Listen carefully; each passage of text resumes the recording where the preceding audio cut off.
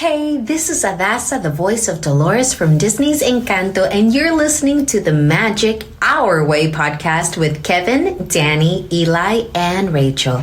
And before I go, because I am the voice of Dolores, I gotta say, hey, grew to live in fear of Bruno stuttering and stumbling. I can always hear him sort of muttering and mumbling. I associate him with the sound of falling sand. Tss, tss, tss. Stay tuned for more.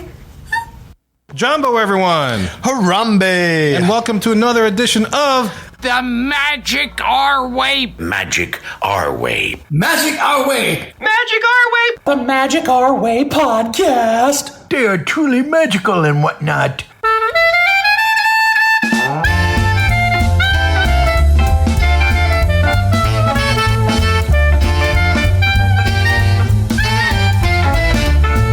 Asante Sana, everyone. You're listening to the Magic Our Way podcast from New Orleans, Louisiana.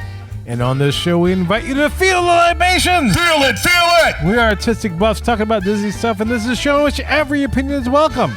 MagicOurWay.com is where you can find us. On this episode, we celebrate our 500th show. And look, this is your typical polished, practice, pixie dust, and Disney podcast. No way. We are not in the parks every day. Well, we're not in the parks every day in general because, I mean, just like some of these other podcasts, we're just not there. It's hard to do.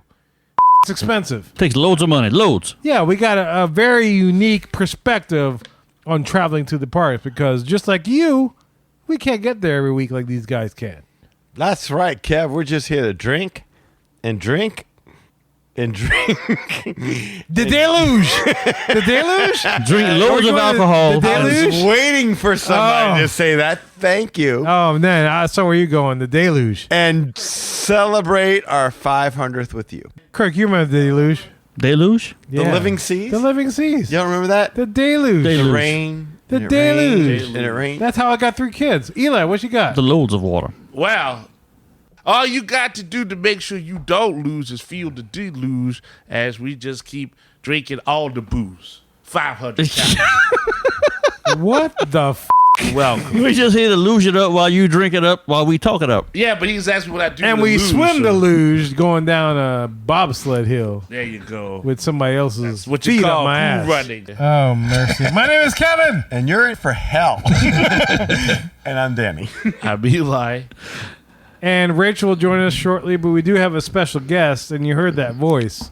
I was trying to come up with a good wrestling thing, No, but I couldn't get LA Knight's theme into my head, so I was going to go. What? There isn't. What's his L.A. Night.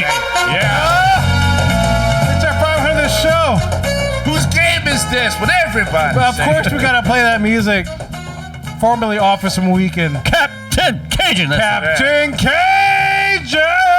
Yeah. Chavez. E. Chavez. Here in the studio. Here he is in the studio once again. He's been an integral part of every 100th celebration. Oh, and it's a good feeling. It's a good feeling. He's like- back here again amongst friends, amongst comrades. Why'd you point at me when you said comrade? Well, I didn't point. I was more Eli's little friend, friend. and you point at me Well, like comrade. I may dish you later on in the show, so I want to make you know now that you are my favorite. Yeah. Oh, you I- preemptively. I am your favorite. Preemptively, in case during the show I would dish you at all.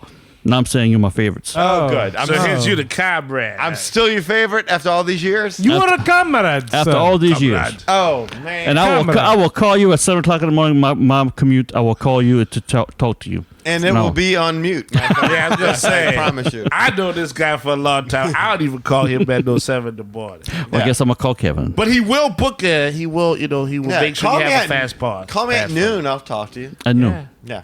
with all the heart. I'll talk you through your lunch break. All the Talk through the heart. lunch break. That's right. You could talk me through my commute. Chew, swallow. Oh. Oh. Do you have the time? Chew, chew, swallow. Do you have the Tutorial.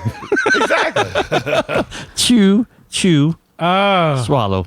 It's our 500th show, and it's crazy. Already. Already. We haven't Good even news is started. we already recorded all the good stuff when we're sober, so you're just hearing the intro while we're drunk. Yeah, we're having a great time because, man, not many podcasts reach 500. That's true. Google it. There's only like It's- maybe 4. Yeah, there's not a lot of people that have. Even Jim Hill hasn't reached 500 yet. Oh, and well. here we are. I guarantee it. So look, y'all, man, we have a lot of stuff to get to, so enough of our jibber jabber.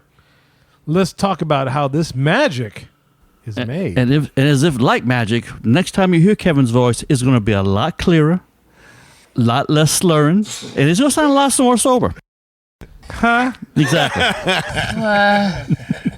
Magic out!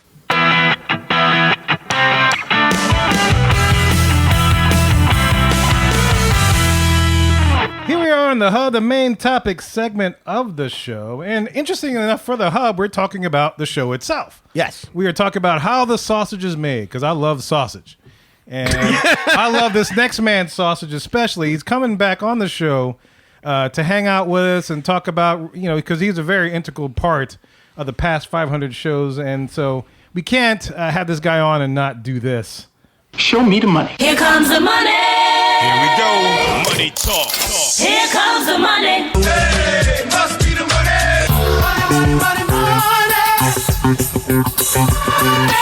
Show me the money. It's been a long time since we played that, but That there's was only fun. one person that represents that to a T, and that is Mr. Lee Lastavica, travel agent, member of the Magic Hour podcast. Here you are. How you doing, Lee? Fantastic, man. How you guys been? Wonderful, dude, man. Everything's been going great except the weather over here. That's been going a little bit crazy, but everything's awesome. Yeah, the weather's ugly. I was in Lafayette earlier this week, and I was in New Orleans last week. Mm-hmm. And yeah, man, just like as soon as I crossed the border from Texas to Louisiana, all hell breaks loose. I was fine in Texas, but for some reason, the weather gods are not y'all's friend right now. It's crazy. Like literally, as soon as I crossed over, it was rain. We came back from Wisconsin last weekend, and when we touched down in New Orleans, it was colder than what it was. Yeah, I in remember you Wisconsin. saying that. It was kind of crazy. It was, it's nuts. Yeah, man, thanks for joining us for this. I mean, you were an integral part of the 500, and here we are recording our 500th show, which is crazy. Well, thanks for the invite. I appreciate it. No, Absolutely. anytime. It wouldn't have been right to do it without you. Exactly, yeah. And so basically we're talking about how this show is done, how it's made, and all the obstacles and interesting little tidbits that go along with making said show. The dysfunction The is what he means to dysfunction, say. yeah, the manic, the whatever else. But yeah, this is and this, this reminds me of Alan whenever I say this, because he used to say Alan used to be the guy that does some of our videos, but he used to talk about how the sausage is made. Yes. And I said sausage because Lee smokes sausage. Do you still smoke sausage, Lee? Matter of fact, I just bought 30 pounds of pork today because HEB had it on sale for 99 cents. So I was like, man, let me get it. As soon as we get a cold snap, I'm making some more sausage. So yeah.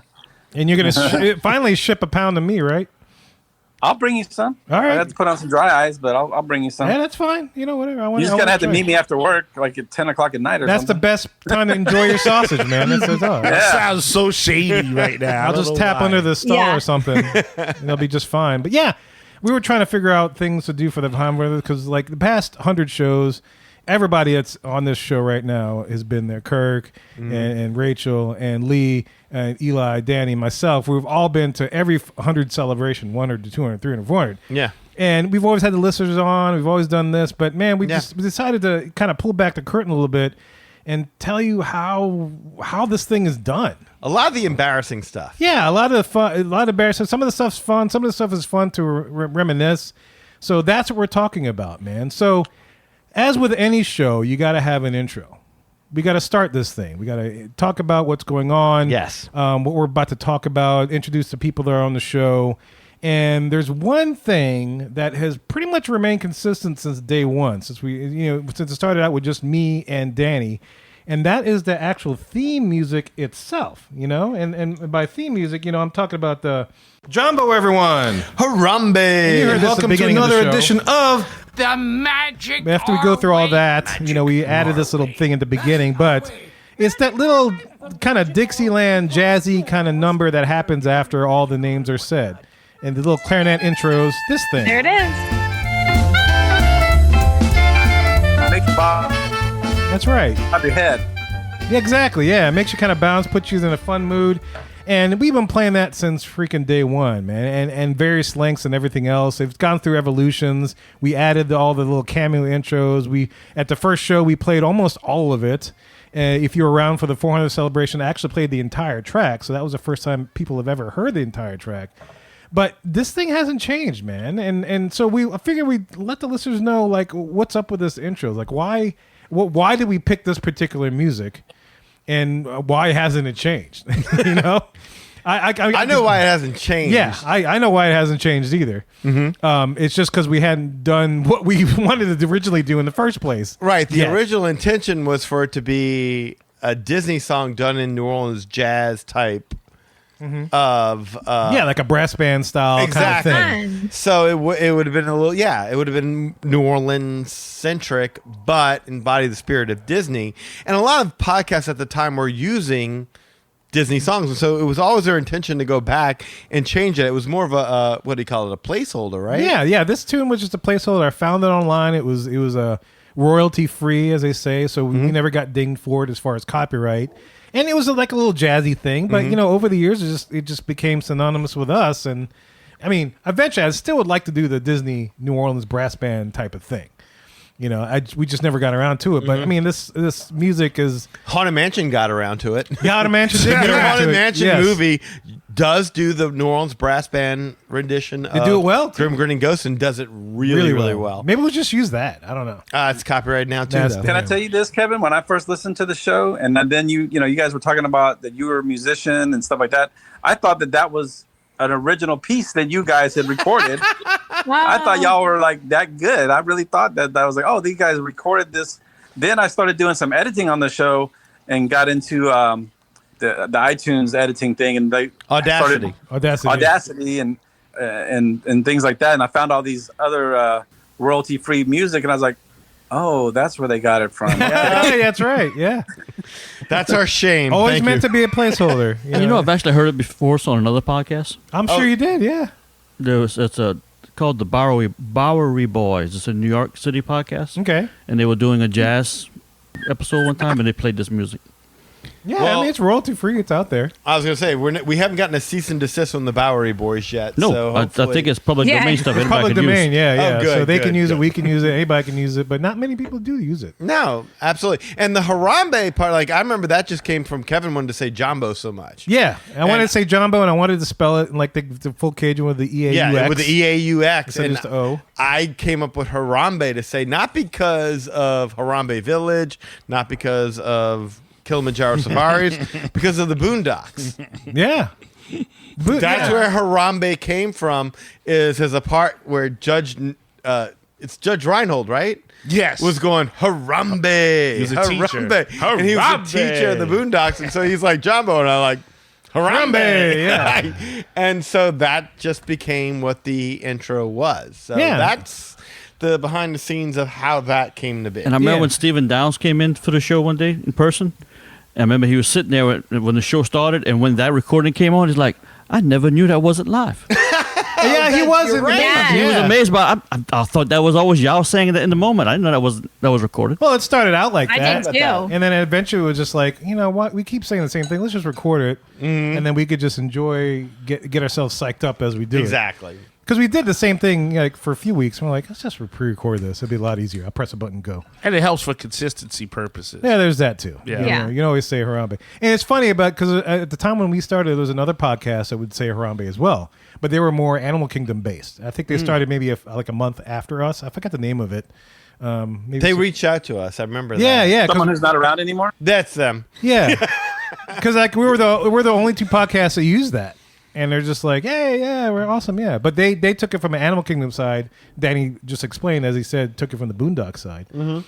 And so, of course, we have that music, and then we go through this stuff. I usually say my typical spiel, which still hasn't changed, introducing what we're talking about. But even more specific, we had the introduction of those little intros. Like you heard one when I played Lee's intro, "Show Me the Money." Yes, and I used to rattle off all of his nicknames: Ever's loving, tough loving, bend you over the chair, Beijing Chloe, all those names. Yes, and then of course we had other intro things, like we had one for Eli and Excelsior.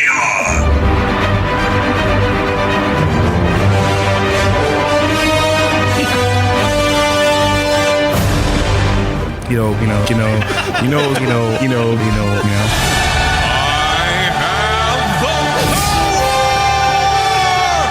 know the story's all about the glory.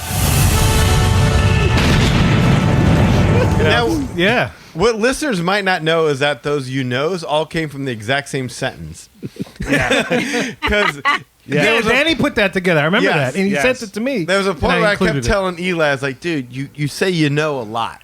It's like, I get it. It's like a pause. You're trying to collect your thoughts. It's like, but try and rein in a little bit because you're saying you know so much. I'm editing so many you knows per sentence.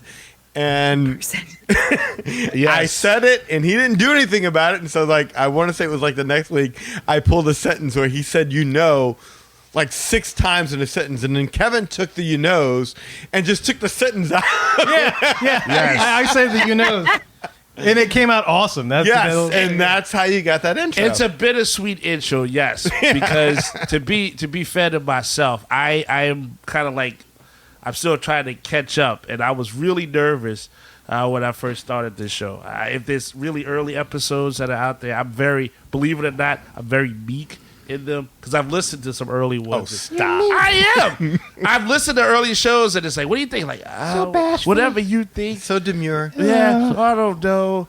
Is that now why you go out all out with the feel it? Yeah, absolutely. You making up for lost time? Well, Wait, 'cause did you see how Kirk did that? It's catchy. You like that? He huh? got to do I it did. once when we was just me, Rachel, Keith. You like Look that, at him right? now. It He was like fun. looking forward to it. Yeah, he It was was fun. so giddy. It was It was great. fun, and then at the end, I go and mess up the outro You did. because I forgot about it and But didn't nobody give knows it to that 'cause I Rachel. edited it, yeah. I was so was not on my game that night. I'm switching up because that's what I like to do as a tangent. But you know what? When you switch positions with people, it is weird. Because when Kevin and I did the show without Danny, Kevin was like waiting for me to say like Danny's lines, and I was like, "What? I don't."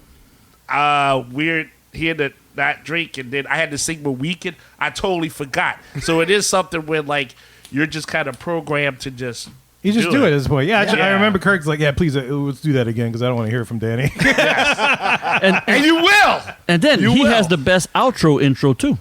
It was just, well, you know what's funny? Oh, me? Yeah, you. Yeah. You got Okay. at the end of the show outro. We're going to talk about Get to that. outros in a minute. Yes. but what a lot of people don't know about this show is that everyone knows Eli's intro. But a lot of people also remember that Rob Liefeld did an Eli intro. Do we have that real quick? The Eli intro? Yeah, can we play that real quick? That's what I was talking about. Oh, that's what you were talking. Oh, my bad. Okay, then maybe I misunderstood. Then this is the outro then. But yeah, but Danny, Kevin always play at the end of the show when he's getting ready to do his spiel about his grift about how you Yeah. give me Oh, money. yeah. That's the end of the show stuff. Yes, Yeah. but at The one outro. point it was Can we my play intro. a 'Cause snippet Please of play it. Eli's Please play thing? it. Yeah. My favorite artist.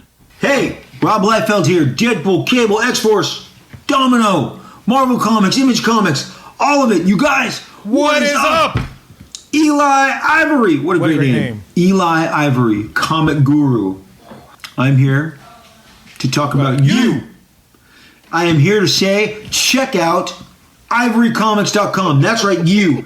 Check out Okay, that's enough. ivorycomics.com. We're gonna be here forever. What? No. Good. Yeah. No, that's enough. We'll talk See more the about it at the smile end on of his the face? This is see. Like you saw how he was smiling? See that? That's what he does. That's what he does. We got 20 minutes. The man put me out on Front Street for 6 times. We got 20 minutes. The man got nothing to look forward to in his life except one time his idol comes out here and praises him.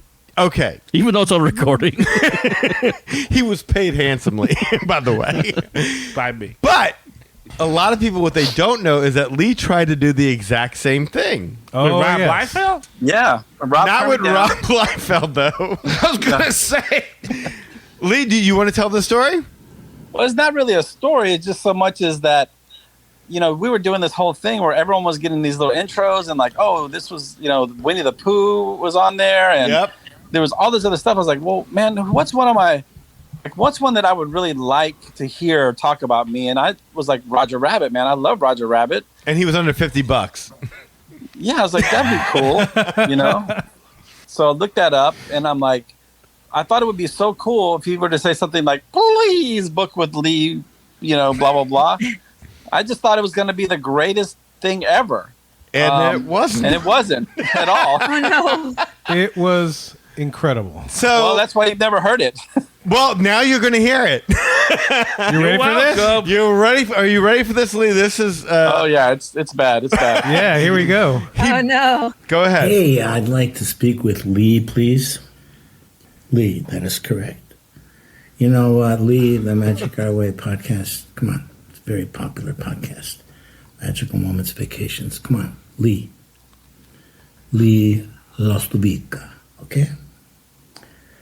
Well, you see, Lee. Well, God, I've known Lee for years. I mean, you know, as kids, we both read books, and the letter O was round for both of us. Watch this. See that? It's called the eyebrow flattening. Now, symmetrical flattening. What the hell is that? I'm ready now. So, what I wanted to tell you. Wait, can we is hit Lee pause there, real by the quick? way? Yes. Lee paid like this is $35 for this. By the way. I like though how he's like right in the center. I don't know if this is gonna show up on the video, but I like. It'll show up on the video, yeah. I feel like I'm right there. Lee was like, guys, guess what? I got an intro from Charles Fletcher. Like, oh, that's awesome. And then we started listening to this, and like our faces went from smiling to like flat is in wrong with no him? time. I'm sorry. Go ahead, please. Let's see if I can fast forward it. Yeah, I don't know if I can.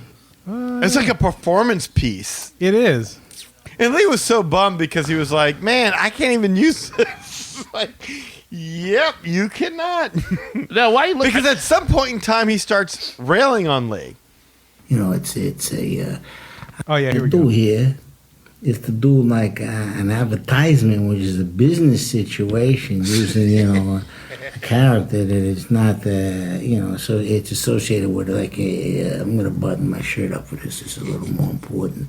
You know, it's a. He's so New I York. do the voice. I don't own the character, so there could be like. You know, I don't want to get you in trouble or nothing. You know what I'm saying? All right, can we hit pause real quick? So what he's doing basically is that at some point in time in this, he's like, you want me to do this? I'd say happy birthday. I say happy anniversary. Yeah. You want me to do a commercial for you. I don't know what you want from me. So like. Oh yeah, here we go. This is what it is. So there could be like, you know, I don't want to get you in trouble or nothing. You know what I'm saying? Come here.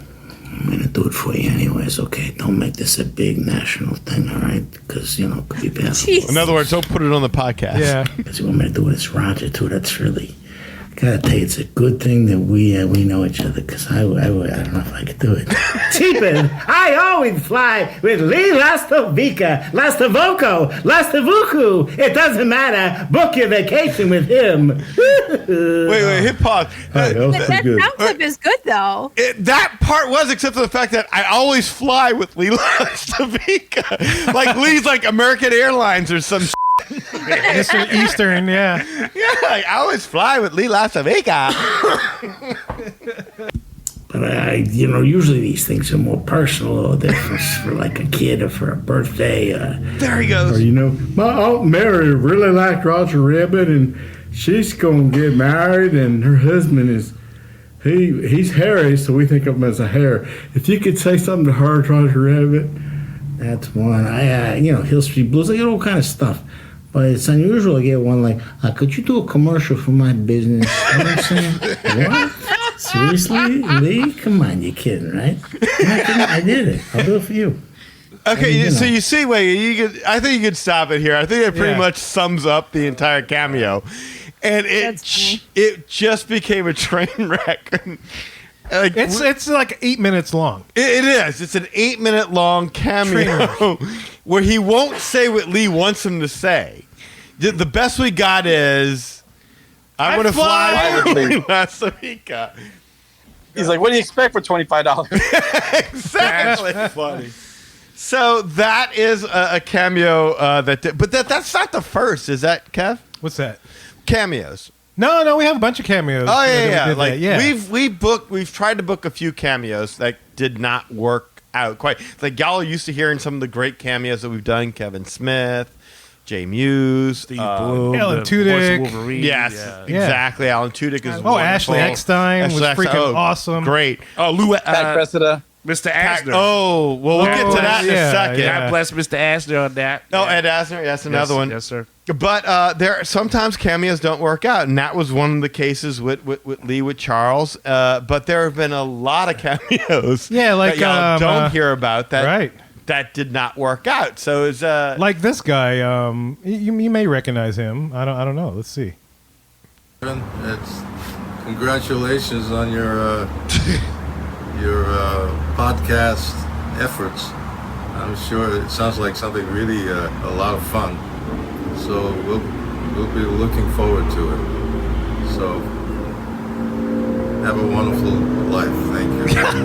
Have a wonderful life. Okay, so does anybody? Okay, well, Kevin's put it on the screen, so y'all probably do know who this is. If you're watching the video, if you're watching the video, I don't. No idea. You have no idea who that is. No idea I who can't. this is. I'm going blind. I Well, can't this see. individual recorded in traffic for one. He had more background noise than Lee does on a regular Yes, basis. exactly. Which is amazing to me. That I mean, was- if you listen to it. Congratulations on your. Oh, never mind. That's it. Now you know who it is. Yeah. Nice gazebo, though. Who is it? Who is it, Kurt? That's Lando. That's Lando. That's Billy D. Billy D. Williams. Yeah. Billy D. Williams. Oh. We asked him, and this wasn't even for an intro for our show. We just wanted to say, hey, thank you, Kevin, for being such an. This is when we did our Kevin Appreciation Show. Show. That was a $300 and something cameo that Eli Ivory paid for.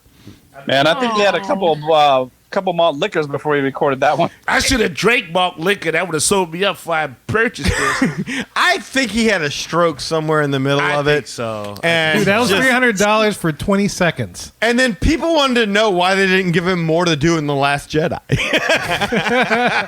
Like, really? He need 'Cause more should I before doing book a more cameo. Last Jedi. You'll figure it out pretty quickly. Yeah. Rise of Oh Skywalker. my goodness. Huh? That Rise of stinks that Skywalker. there's Roger Skywalker. Rise of Skywalker. He wasn't Rise of last Jedi. Skywalker. You're right. My Oh, bad. right, Rise of right. But I thought you yes. said Roger Skywalker like it was Roger Rabbit's cousin or something. Now, but do we need to do the kind of like the origin of the cameo, or just we just stick it with the cameo? Well, that was the Kevin Appreciation Show where we were Yes. just doing cameos just for the fun of doing cameos because we discovered cameo and we were like, Let's what do we do use it. this Oh, for? this is great. Yeah. Yeah, what do we use this for? Well, we'll just get a bunch of cameos. And then it was when Eli booked Rob Liefeld, I'm like, oh, shoot, we paid a lot of money. We could have just did all that as intros instead of just doing a Kevin Appreciation Show. Who needs that? So anyway, that's how it all worked out to be. That's one of the with most expensive shows on this podcast. That is the most expensive podcast ever. Yes. Was a Kevin Appreciation Show. FYI. And even Kirk Landry over here participated in that because he got John Ratzenberger. He did, yeah. To do a cameo for you as well. I did appreciate that show, and I appreciate it. And that was probably the last time on that show I was drunk before I passed out on the show. After Commander Fell. You had a rough day. That was before you passed out mid-show. That was a rough day, but I You didn't had a pass rough out on day. that show, though. I didn't pass out on No, that you show. did not. You stayed up and you I were did, at him. yeah. You did a good my job. truck broke down. We had to push it. That's how we had to to push Firestone, Push and it y'all real came with good. us. Yeah, we All did. are good. Yeah, that was truly a Kevin Appreciation Day because I'll just push cars for anybody. Yeah, That's but it. after that, I mean, we started getting cameos for our intros and stuff, and you know, we were enjoying it. We got a lot of good ones. You know, Yes. like we mentioned someone at the top, Ashley Eckstein, a lot of great people, and then we got one that I'm sure she meant well, but well, let me just play it, and you can see why we never really used it. So if you're watching this in a video, you'll see it, but you can also hear it on the podcast. So here we go. Hey guys, I'm Carolina Gaitan. I'm the voice of Peppa Madrigal on Disney's Encanto. And you're listening to the Magical Way podcast with Kevin, Danny, Ellie, and Rachel. Mwah! Besos vuelan. Kisses, bye! There's nothing wrong with Ellie. Ellie. that. There's nothing wrong with that. There is Ellie on the Magical Way podcast. There is nothing. She's saying it in her native tongue. That's the way. That's the way That's the right. letter E is pronounced. Oh, so you think we should be using that? You should be using that. There's No, nothing should we wrong with change that. our name to the Magical Way podcast? Yes. And I just changed my birth certificate. 501. Where's I the didn't, Magical I didn't Way hear podcast? her say magical. Take I thought the she said L the out Magical of my Way name. podcast. No, she said magical. It all flowed. Wait. I think you should You know, use it. I It's She fine. looked cool saying it. I always give thought you I that. should overdub Eli. So like she's talking and then you hear Eli. Here's the thing, though. Here's the thing. Just another behind the scenes thing. Your name's not Ellie. Yeah, my name's not Ellie, first of all. Second Like of all, you're not even from Up. we have begun to form a certain system with doing these cameos. Like, it took some time and a lot of money, but now we kind of have a system. Like, we'll get together. We'll say, all right, let's go and go after this person. Danny is very good at doing this, like, Jedi mind trick communication thing. He's very humble about it, but he's really good. But one of the things we do is, since I know I have a weird name, even though there's 3 letters in it, make sure that there's in parentheses how to pronounce my name, because my name has been slaughtered a lot of times. There's literally a movie with my name in it, and it's pronounced the same way. So the fact that we had to do that, and the lady still slaughtered it, no matter how high she looked saying it, couldn't use it. Look, there are more cameos that have gone awry. Yeah, I mean, those are the ones that actually got made. But Those are the ones that got made. There are a couple that were not even made, but we did get messages about them. Oh, yeah. Okay. Yeah, we done crazy pitches. I know. Should we go with the one that Eli was rejected, or should we go with the one that you got rejected? Oh, or? Eli got rejected by. Well, let's go with the one Eli got rejected. Okay, we'll go with that one But first. Eli got rejected for a very understandable reason, because if you let Eli book a cameo by himself, he's going to ask the celebrity to say something that there's no way they're going to ever I say. paid for it. Oh no! I paid. Now, to be fair, though, we hadn't mastered the system just yet. This was the very early form of us booking cameos. Yes, he That's it. asked Vinnie Jones. I don't know if y'all know who Vinnie Jones is. He played Bullet Tooth Tony. Yeah, and he was Sphinx in Gone in 60 Seconds, and Yeah, sure. didn't he the play Juggernaut. Juggernaut. Juggernaut in Juggernaut, yeah. X-Men 3. Yeah. And so he wanted Vinnie Jones to tell us He is all the that Juggernaut. we were all the Juggernaut's b****s that we were. What did you say to him? Oh, I don't know. It was. That we were all a bunch of b****s. I that he didn't was say gonna- we was bitches, though. Yes, you did. We were all the Juggernaut's b****s. That's what you said. Really? Yeah, I'm pretty sure. I don't think it went off. Give me your just- phone. I'm not doing that. Give me your phone. Wait, let me pull. I will pull it up. No, I think it was. I mean, I can understand why he said no. Yes. I think it was he a little said stronger than that. No. Yeah, he did say no, but it was like the way he said no. Like, that's the thing, right? Like, I refuse He said to do this. no. I watch my movies, which I was like, I still love Gone in 60 Seconds. I still love that. I watched that when we was at Old Key West. But yes, Okay. have gotten rejected by that. Mercy. Yeah, so he did get. He's gotten rejected by a few people. Now I'm gonna pull this up just to see now. Yeah, no, go ahead. But Yeah. I'm telling you, you said to tell him that we were all his. I don't think I would. Do I'm that pretty to us. sure you did. But while you do that, I'll go tell you for about it. the one I got rejected Yes, yes. by. Kathy Najimy. Oh, Kathy Najimy rejected us on a cameo because we were doing the Halloween episode of the show. And I'm like, who do I come up with that would be Halloween related? And there were some people from Halloween Town. And I'm like, oh, maybe. But all of a sudden, fun. yeah, I see Kathy Najimy. So I write her and I'm like, hey, we're big Perfect. fans. Do you mind going ahead and doing us a cameo that says, hey, it's Kathy Najimy. You're listening to the Magic Our Way podcast with Kevin, Danny, Eli, Rachel, that kind of thing. I got an email from Cameo. It was almost like a cease and desist letter. But it basically said, hey, it's blank from Cameo. I'm not going to say her name. It's blank from Cameo. I'm reaching out on behalf of Kathy and the team. We saw your request and wanted to reach out and ask for a little bit more information about your podcast. Also, this is a business request, so you will have to book at the business price in order to do this as the same process as before, but on the booking form, you will have to select for a business. What? Yes. Oh, wow. So I'm like, what? Okay. Okay. So I thought I was just doing like a station announcement. Like, you're listening to the Magic Our Way podcast. That's a statement of fact. That is not, hey, please listen to the Magic Our Way podcast because it's freaking awesome and I'm Kathy Najimy. You need to listen to the show. No, that's not what happened there. She refused to do it unless she was paid upwards of $3,500. $1 million. Yes. Yes. For the fugly sister from the Hocus Pocus Sanderson sister trio, you had to pay $3,500 just for her to say, you're listening to the Magic Our Way podcast. Man, if you had paid her that, your wife would have made you disappear. Exactly. listen, it's very expensive to live in California. Oh, it is. It is. And this is before, I want to say this is before Hocus Pocus 2, Rachel. Oh, So, yeah, absolutely. It Like- was. Yeah, that sounds right. Man, all I wanted to say is you're listening to. It's like an announcement. Like, it's not an endorsement. It's just an announcement. You're listening to. Like, that's like, hey, if I walked outside, you're breathing oxygen. Easy enough, right? Please buy our oxygen. Right. I love Oxygen. So Yeah, that's true. Yeah, sometimes those intros that you hear go awry, ladies and gentlemen. That's all we're trying to say. Yeah. And we've gone through a lot for listeners to just have some other good voices. So Lee's had it, Eli's had it, I've had it. We've all had it. Yeah, we've all had it for sure. And the reason why we got to the cameos is that one of the things is before we did the cameo stuff, as we mentioned with Fish on Woo, or we will mention with Fish on Woo, he comes on later in the show, but he sent a bunch of intros.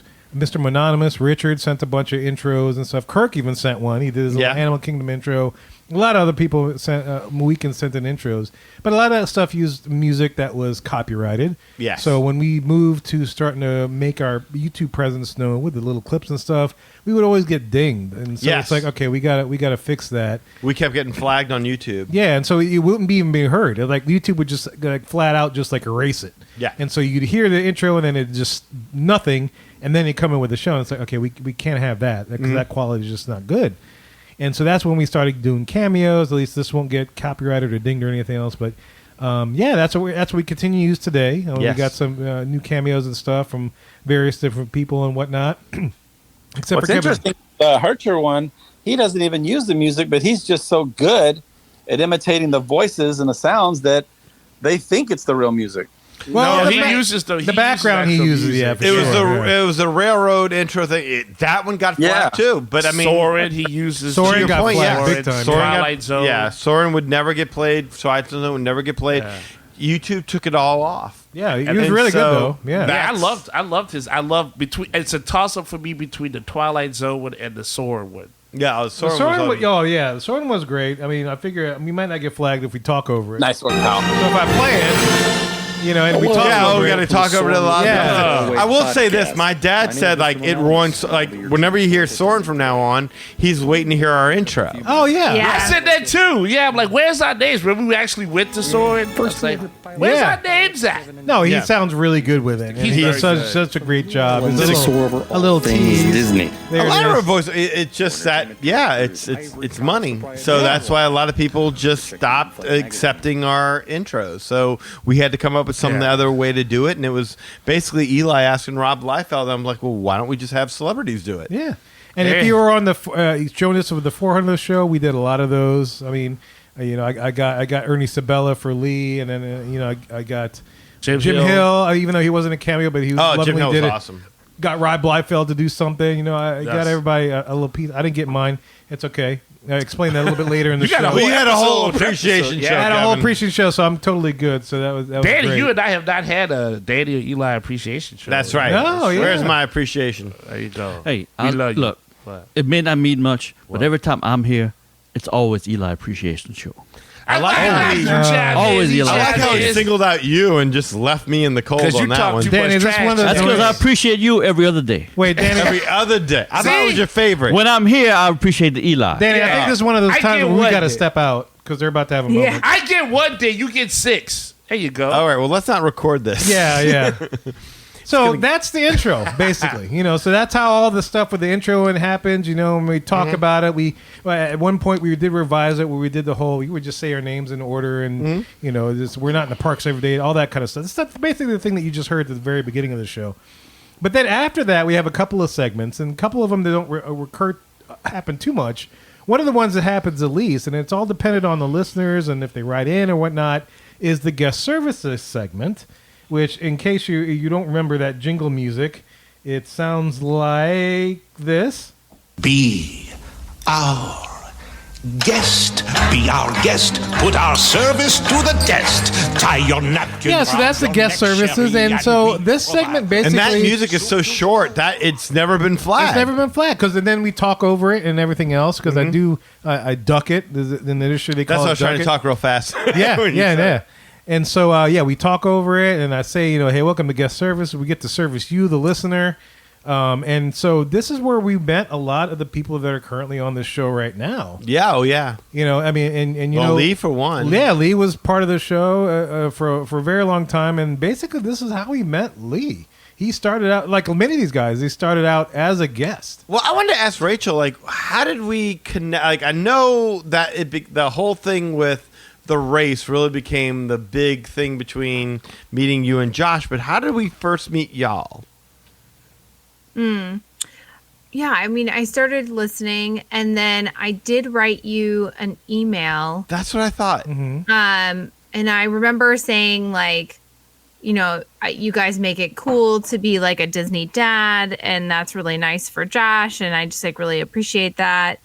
We were listening to you guys a ton when we were training for the Wine and Dine Half Marathon, which is what we ended up being down there for when we met you all. Yeah. And I think that's it. I think like we sent you beignets, and beignets. I think we just kind of connected over time. And then eventually, I think I mentioned in that email that we were training for this race and we would be down there, and you guys were going to be down there too, like by coincidence, I think. And so you were like, we should have Lee race this guy. And then we just came on the podcast and they like talked some smack, and that was it. Well, I think it was that y'all said y'all were running, and Lee was running at the same time, and we were like, Lee, you could never beat them. And I think Lee was like, yes, I could. Is that about right? Well, he was Lee, doing or? the Couch to 5K. I remember that. Yeah, I think it was more like I was running, but not really. Like I was doing like, yeah, I could run like a mile maybe, but not until like he found the next or McDonald's. Yeah, exactly. I was like, I could run around the block maybe, but Whataburger. It did kind of just like turn into a thing, and it's like it was never intended for it to be a big competition, quote unquote, for me. Yeah. But then y'all peer pressured my ass into it, and I'm like, okay, well, I guess, yeah. That's probably one of our more popular videos on YouTube. I guess that's what we're doing. Yeah. Well, that was Eli. But it Eli was was, fun. all like, no, Lee's got this. I was like, Josh is going to kill him. So I was Team Josh. That's when y'all took sides. Yes, and so we kept hyping it up because he was like, yeah, all right, you pick your guy, I'll pick my guy, and let's see what happens. Yeah, it just kind of took on a life of its own, so to speak. Yeah.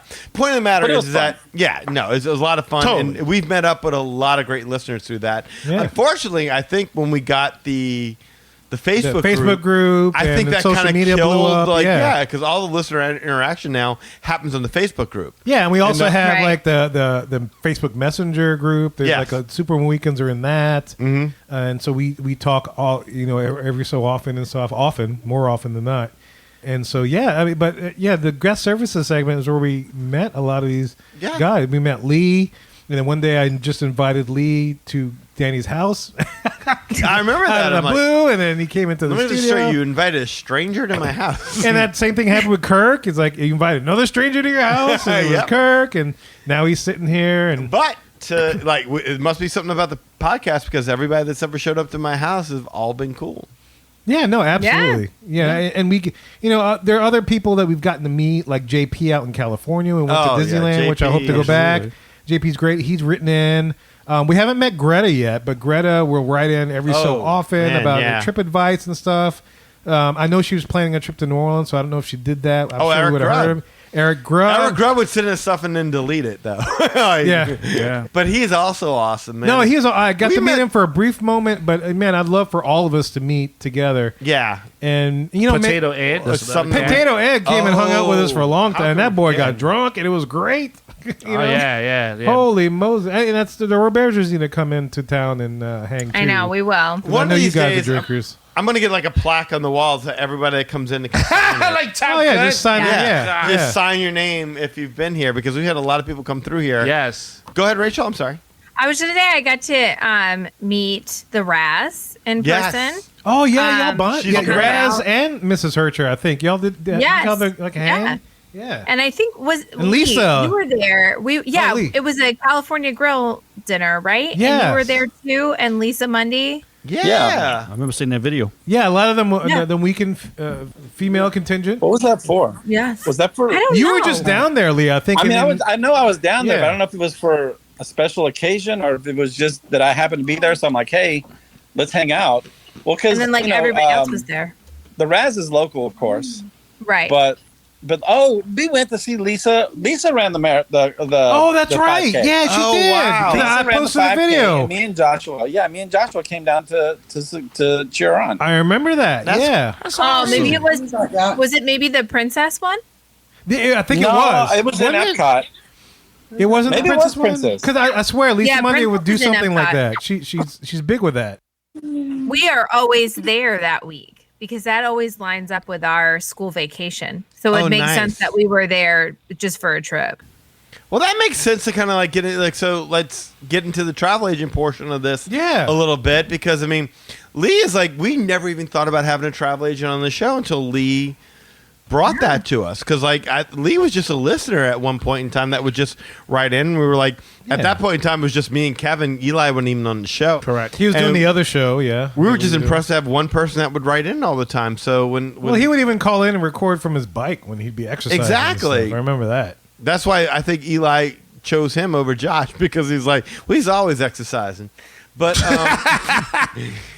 I think that was how this whole thing got started, was that Lee became a traveler. We didn't even know. Like, I think Lee just happened to mention to us one day. Or is that about right, Lee? Yeah, I'm trying to remember the exact timeline because becoming a travel agent coincided with me taking this new position at Journeys. Right. Because it was a little bit different schedule and I had a lot more free time. So it happened to be that was also involved with me traveling more. And so I was traveling to New Orleans, Mississippi. So it was almost the same time. Like maybe I had started writing in like a month or two before I started being a travel agent, but it was almost simultaneously. Yeah, all right. So we got guest services. We got after that, we got the queue. Most of the time, as you know, the queue, we do a lot of the news segments and whatnot. It consists of a lot of Disney company related news, which also incorporates some travel agent news. And you know, this is one place where Rachel definitely shines in this segment now because she does a lot of the travel agent stuff. Lee used to bring a lot of this stuff. We used to bring a lot of this stuff. Oh, so should we discuss that real quick? With the transition to? The transition. Yes, between please. from Lee to Rachel, because a lot of people are like, wait, we've never heard from Lee to say goodbye or anything like that, and we're like, no, guys, everything was cool with Lee. It's just that Lee's schedule got incredibly complicated, and it's still incredibly complicated. Is that not right, Lee? Yeah, I mean, I was telling you guys off air. I've been in New Orleans probably 3 or 4 times the past 2 months, but I couldn't even get together for dinner because it's just, it's hard. Yeah, no. I get out late. No one wants to try to record a show at 10 o'clock at night, and then the weekends are full and the kid is in every sport imaginable. Mm-hmm. And he's 19 now. So, it's not, not like I have just little kids anymore. Yeah, right. No, for sure. Just one of those things, man. It's like you said, it was definitely not a bad breakup or anything like that. It was just, sometimes things don't work out anymore like they did 6 years ago. And we always joke around with Rachel and, maybe little jabs in here and there with the, travel agents. I want to go book with Rachel or whatever. But I've always said it before, like if there was going to be someone else to be on this show or to get money from somebody, Rachel's the one to give it to. Exactly. It was a good, I appreciate that. I think it was a good situation that, we had Rachel there to, fill that spot because she is really good at what she does. And, is very knowledgeable, very smart, so it was a good option and glad it worked out that way. 100%. Yeah, thank you. I'll never forget, like, when we went to surprise y'all for that trip that you and Kirk and Kevin took to Disney World. I was insistent that we had to book it through Rachel. Like, I remember trying in every way I could to book it through Rachel because I was always impressed by Rachel's knowledge. And then when I booked it through her, I'm like, that is amazing. And so when it didn't work out and, things were working out with you, Rachel was the only call on our list. Like, it was like, if Rachel can't do it, then I don't know what the hell we're going to do. We might just have to pack it in. Because there's only one other travel agent out there that I would feel comfortable telling our listeners to go see. I was going to say, I remember, I don't know what exact show episode it was, but I remember it was a point when we had Lee on the show and Rachel was just kind of getting her feet wet, so to speak.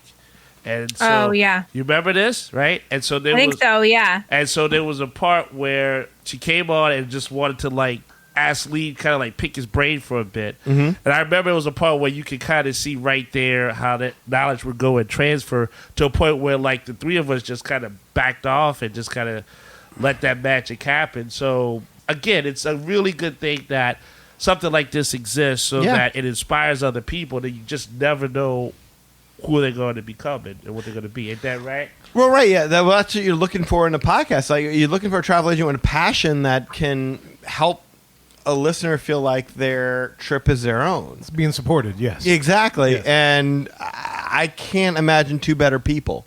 Yeah, we've been very lucky. Yes.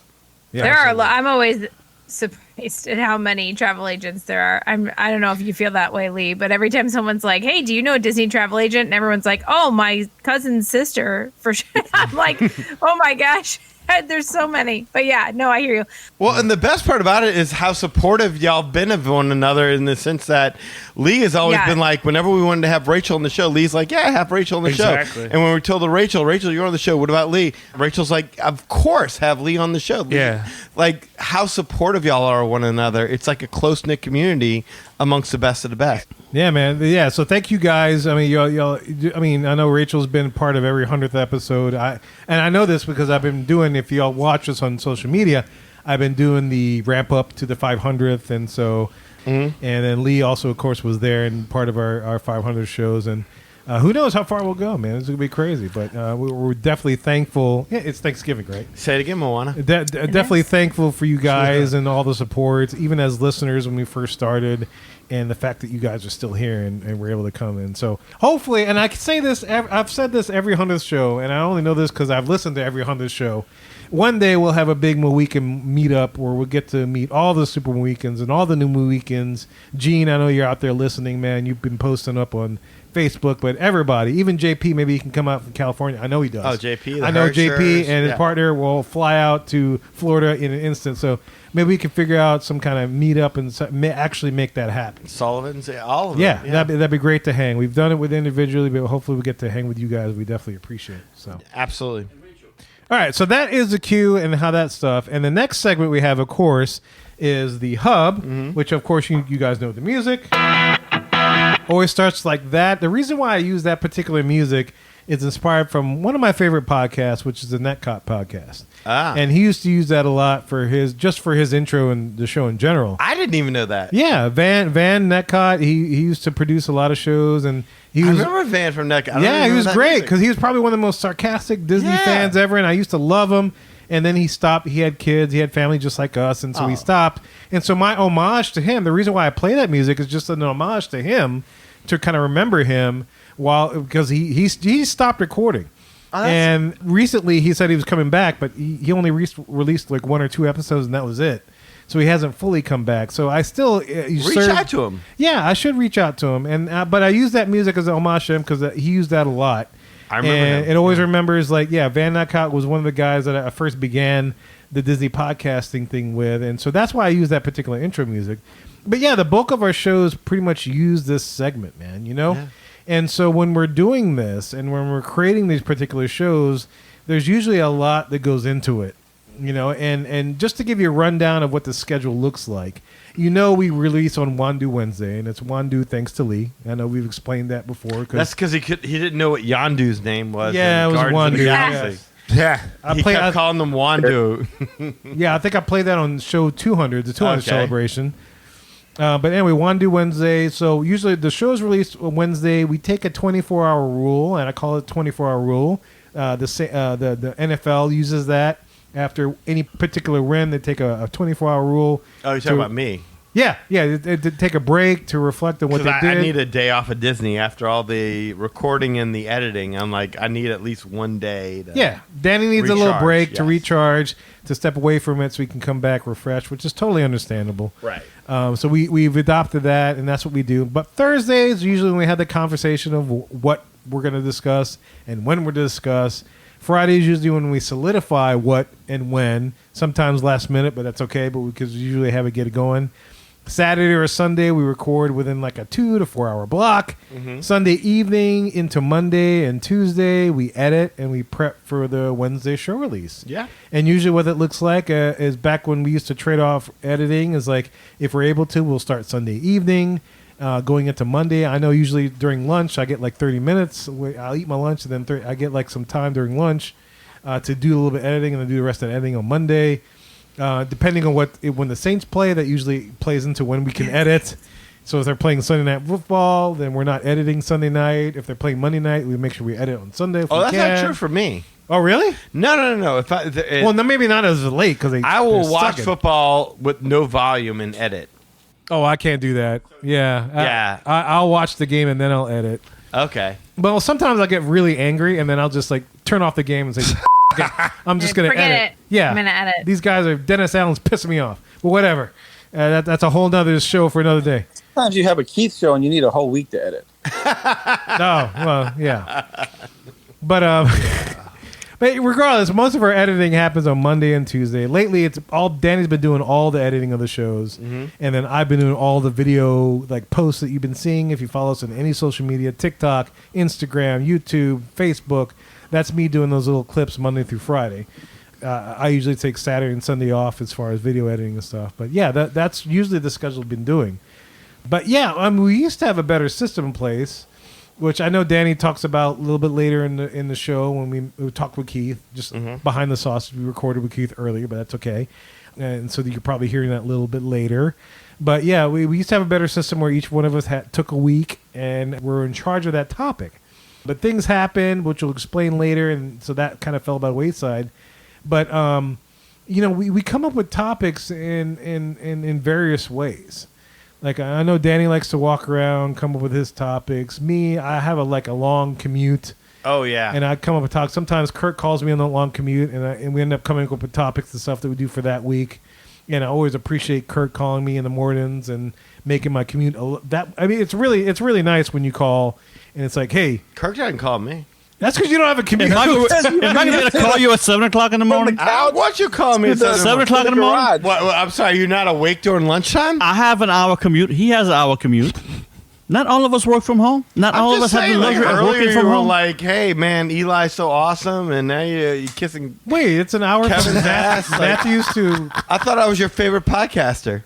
The port. Wait. Feel it. Hold on, wait. You're ruining my ADHD. I can only pay attention to one thing at a time. What? Wait, it's an hour for Port Lafourche to Matthews? Yes, I have an hour commute every morning. That's an hour commute, really? Yes.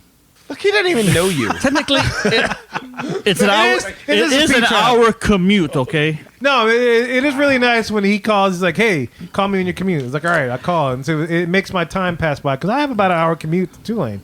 It's a long drive from the North Shore all the way down to uptown New Orleans, and so. Oh, Daniel, you'll be getting phone calls now, buddy. Oh, not at 7 in the morning. I better not be. But like at lunchtime, I'm happy for a phone You call. can get an hour from Danny at lunch. Yeah, there you go. Yeah, so that's the process that we have, and you know, it's funny. It's like there was a time where we had some trouble with coming up with topics, and then Danny and I, it wasn't me and Danny. It was more Eli and Lee.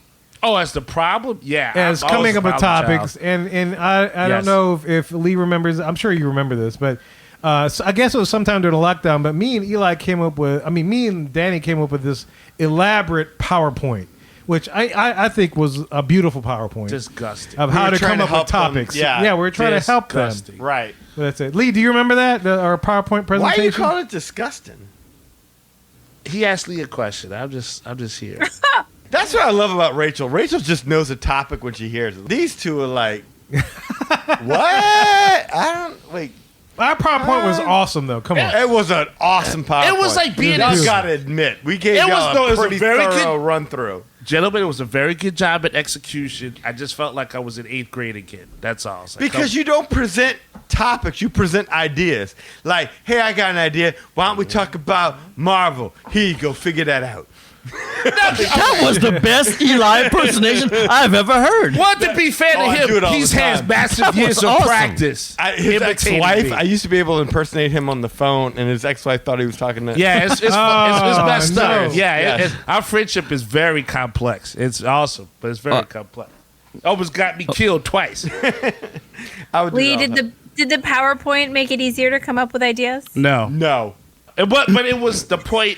We got the point. Lee and I got the point, which was, have a topic, make sure it's thoroughly thought out and stuff. Well, Lee was at least smart enough. Lee was like, what are these assholes like? Oh, I know. So I'll do the history of the resort. He was like, I loved those shows. Lee comes up with a good idea, and then he emails me, Kirk. I got this. I got this show I'm doing. I'm gonna send you a doc on Google. Can you Wait. get that for me? Kirk, hold on a second. Before you go into that, as much as you've helped Lee, there was a time when Lee would write up his show notes and then he would share it with the rest of us. And I'm sure Lee remembers this. But there was a time where we all had access and you read from the same Google Doc that were referencing the show. Oh. And my dumbass would just go in and just start changing words. That was genius. Don't underestimate yourself. So Kevin. if you ever listen to those particular shows, that's a lot of what happened. It would be like Disney's Grand Floridian decided they were going to make a change, and that's when they added the hairy vagina. What the? Kevin! It would be like that. Yeah, pretty much. That's how it went. The crazy part is that when it first happened, I don't usually keep notes back then. I keep them on my phone, but I saw them laughing, and I didn't understand why. And then I noticed they all had the doc up, and then I pulled up the doc on my phone, and I was watching the notes, and of course, if anybody knows, we do stuff through Google Docs and stuff, so you can change something, and it happens. It's a live layout, like real time. It changes. Right, so you're reading the setup that Lee is about to do as he walks through his shows, and then all of a sudden the words, it's like a Stephen King novel or something. Like all of a sudden the words change in front of you, and yeah, you're like, okay, and then we're going in the show, and it's like big nipples. Like what? It's so silly. And so we start crazy laughing at it, and now you're in on the joke. So yeah, I'm just a typical drummer. There you go. That's what we do. We were back in 5th grade, and we just do silly shit like crazy, that. though. That was and so the worst part is then y'all made me edit the show too. Oh no! But so I was really messed up.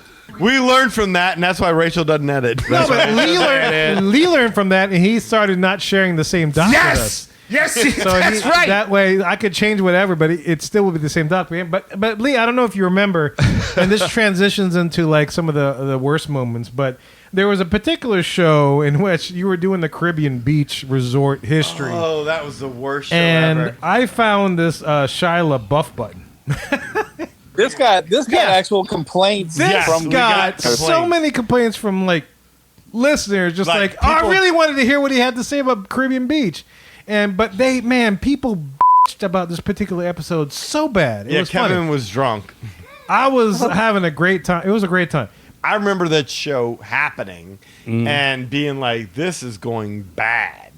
I want to say it was one of our worst shows ever. I would concur. And even Lee, to the point he was like, there's a backstory of the Caribbean Beach. I just can't find it. I think even Kirk reached out to Jim Hill to get the behind-the-scenes story of the Caribbean Beach, and we couldn't find nothing. There was no story for the Caribbean Beach. It was a series. We couldn't just leave the hotel out. Right. But we had no info. And so the whole thing just fell apart, and then Kevin started having fun. Yeah, he was playing Billy Ocean, yes. Caribbean Queen. That show should have been titled Tailspin. Just do it! Just do it! While Caribbean Queen is playing in the background. Of all of the impromptu things you have that have gone on this show, that has got to be probably the worst. I know which one's the best though. What is my the best? personal best. Please, Impromptu performance of a melody I've ever heard. What's that? Oh, In My Pants. He's talking about In My Pants. That was impromptu gold. That was In My Kevin and Pants. Eli were on a whole nother level that day. Man, they had me cracking up laughing. I had to stop contributing because I was laughing so hard. you, as much as fun as they were, my favorite line put into that melody was you. Oh, really? What was that? Squirt. Oh, this is true. That was the best part? For me. Okay. You did love that. Well, good. Man, I'm glad I contributed something without knowing it. It's always something when it happens, out of the ether like that. They're not playing, but yeah, that's when the true creative buffs come out with the artistic stuff. Not the Shia LaBeoufs. But Not the Shia Not the Shia LaBeoufs. We just do it. Yeah, right Apparently, I can't. That I can't look, pull that off. don't access it. That show never That's needs fine. to be That's here. aside from that God. got us like 3 negative reviews It did. from iTunes. Oh yeah, some lady. I can't remember the lady's Oh, name. I remember. Yeah, and she was right. And she was totally right. I can't sit here and say anything about it. She was absolutely right. If that was her first time listening to the show, She's like, how I could don't you? mind her saying that sucked. I could play this one though. All right, let's Lee. go to the next one. All right, let's go to the next one. What you got? This is what you would call your average family, right? 2 adults and 2 kids, ages 8 and 5. Dad drinks. That's average. Got a lot of bills. Mom's Average family? unsatisfied. Mom chastises him, calls him less of a man every day. Yeah. Kids hate him. Got a dead end job. What you gonna do? How we gonna go on this vacation? I just sold the kidney, baby. That ordering extends. Dad's trying to go out with his secretary at work. Hopefully nobody notices. Managing his Ashley Madison account. Oh, wow, that dates us. Mom is texting the postman. I'm sorry, go ahead. I was texting the postman The pool and the boy. The milkman. pool boy. And the milkman. Yeah. There's no such thing as milk. If he does it right, Now there that's is. dating us. That is dating us. Yeah, but we weren't even around when milkmen were No, we roaming weren't. the countryside. That was always a good Yeah, joke. we were around long enough to know what the milkman was. People today are like, what do you mean a milkman? He's made out of milk? Or what does that mean? You remember they used to drop soda over to your house? You remember that? They used to drop Coca-Cola and Sprite. I remember Charlie Chips. Charles Chips? Yeah, remember that? Charles Chips? He'd come by in a little van, drop off your big Guys old really took a Kel journey drum of here. chips. Oh my goodness. Charles Chips. Oh, wow. That sounds Well, good. maybe milkman's like a nickname. That's what I'm saying. Milkman. Right? Milkman. Oh, yeah, milkman. Husband's away, the 2 kids are gone. Squirt, squirt. Milkman, where you at? Milkman. In my pants. Milkman, what you got? Is In my that dairy? pants. Milkman, what you say? In my pants. Vitamin D for you, milkman. In my pants. There it is. Keep you healthy. In my pants. Milk it. In my pants. Milkman. In my pants. Deliver it 7 times a day. In my pants. That's right. Every day a week. Milkman. How you feeling about my that? pants. Got a vacation plan? I know you don't. Cause here come the milkman. What you want? All right. Look, Ladies and gentlemen, that was In My Pants by Eli Hodges Ivory. listening to that back, I gotta Chocolate milk. Coming to a you club guys near you. should've- Buy that 45 today. Just never know. You never know where it comes from. Coming out. greatest look I've ever heard. That still holds It's that up. magic, I'm telling you. Coming out next week on your next single. I gotta give Eli credit on that one because just the sheer fact that he kept up with the rhymes is the only thing that kept the "in my pants" thing going. That's all I had. Honestly, all I had was In My Pants. Y'all did a tremendous job on that one, man. No, that was Yeah, that's a group effort. That is a classic. That is That's a- definitely a classic yeah, for that's, sure. that's totally You know what else is a classic is that Lee Bluebird one. Oh, I released that on social media. Yeah, when that Lee, when did that you blurred. see that? Oh, Oh God. When's the last time you heard that? Yeah, I don't know. Just right now, but I haven't heard it. But was there a bird in the background? Yeah, no, there's definitely a bird. Hold on, I'll show. That was this just like with you. last week, a few days ago. Yes, I released it a few days ago. That I would have gone with that instead. I'm not a big fan of the food options, but other than that, look, the Oga Cantina, that's nice. It was loud.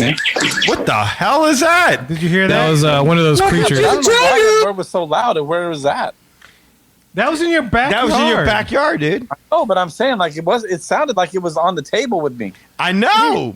That's what we kept trying to tell you. Like when you would record, the background noises would come across clear as day. Which is crazy. Yeah. You cooking bird over there too with the rib? Dude, watch for Sylvester the cat, dude. He's trying to get Tweety Bird out of That dude cooking sparrow over there. Fuck that. Time's been hard. We got to cook sparrow ribs over here. It's 5:55 p.m. and Lee Lastavica officially hit spring today. Set your lead time forward. Absolutely. Is Lee Lastavica cooking ribs for you? Well, it looks like a bunch of stuff to quench my thirst and my appetite, and plenty of places to shop. Yeah. I mean, I think I'm stating the obvious, but you realize there's 8 gift shops or 8 places to buy souvenirs, 6 places to eat, in two attractions. And a partridge in a pear tree. So it's On the ninth day of Christmas, Lastovica gave to me his big old budget. His budget. Four calling birds, 6 French hens, 2 attractions. And a partridge in the fast pass. It's just Are you Cinderella right now, Lee? Are these birds flying around making an outfit for you or something? Like, Hey, Eli, go, I mean, Lee, tell that bird to shut the f up. if it's not a bird, it's a dog. What's Lee, going on over there? Is that bird nesting comfortably in your beard right now? Lee, it's endangered. You can't touch it.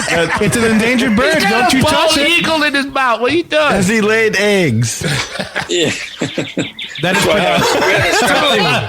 is Even the bird's laughing at that joke right now.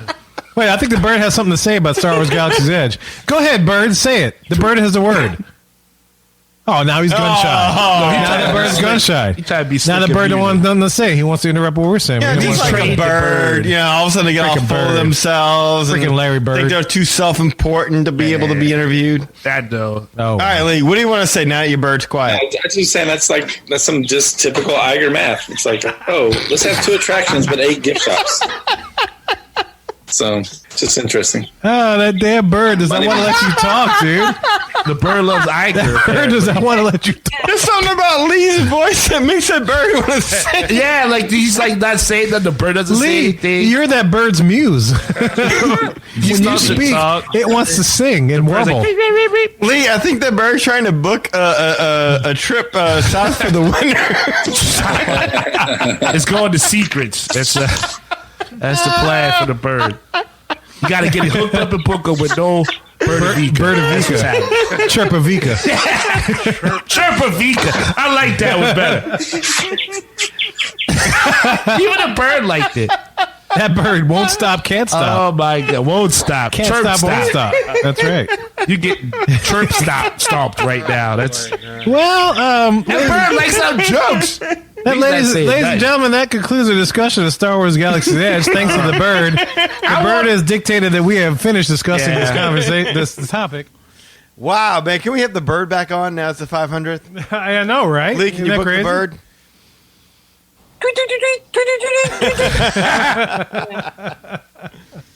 That was funny. That's just one of the sounds coming from Lee's yard. That's just planes, motorcycle, airplanes, motorcycles, all the air stuff. conditioned units. Right. I remember that one.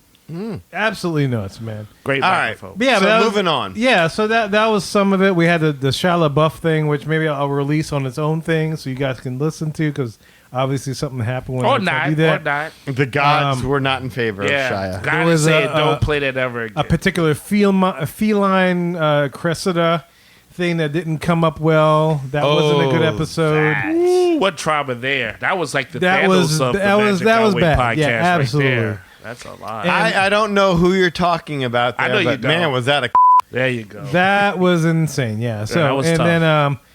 then one of the hub moments that's crazy is we stated that Eli is probably one of the worst at coming up with topics. Absolutely. Oh, Eli is the absolute worst. He has But ideas. I will try. You will try. I will try. He has topics, but sometimes it's all over the place, and sometimes we have stop to in the middle of the re-record. show. Yes. We have to re-record oftentimes. But I will take that journey into the unknown, where if you will ever go, And we take it with you. and then you bring me back. I'm still waiting for your most powerful weapons in the Marvel Universe show. I still want to do that. That's top notch. That's top I'm notch. telling you what, you know what? It's just going to be you and I record that one. Oh, Weapons God. of choice. Don't encourage him. Weapons of choice, Kirk. I have a funny hub story. If you want, it kind of involves Lee. Oh, really? Yeah. It just came to me. I was like, do I want to say it on air? We can decide. Yes, to you keep can it or say it not. on Sure. air. Keep it or not. If there's a Anyway, question, you can say so it on air, Rachel. Lee had us on for, I think it was Price is Right. I think it was that episode. Oh, Price is Right. And Yes, I remember that. We're talking about like how the sausage is made, right? So right now I'm staring at how long we've been recording. It's about 2 hours and 15 minutes. These are long sessions, folks, right? So it's like a lot of editing. Anyway, so we had been on The Price is Right. It had been a long time that we had been recording.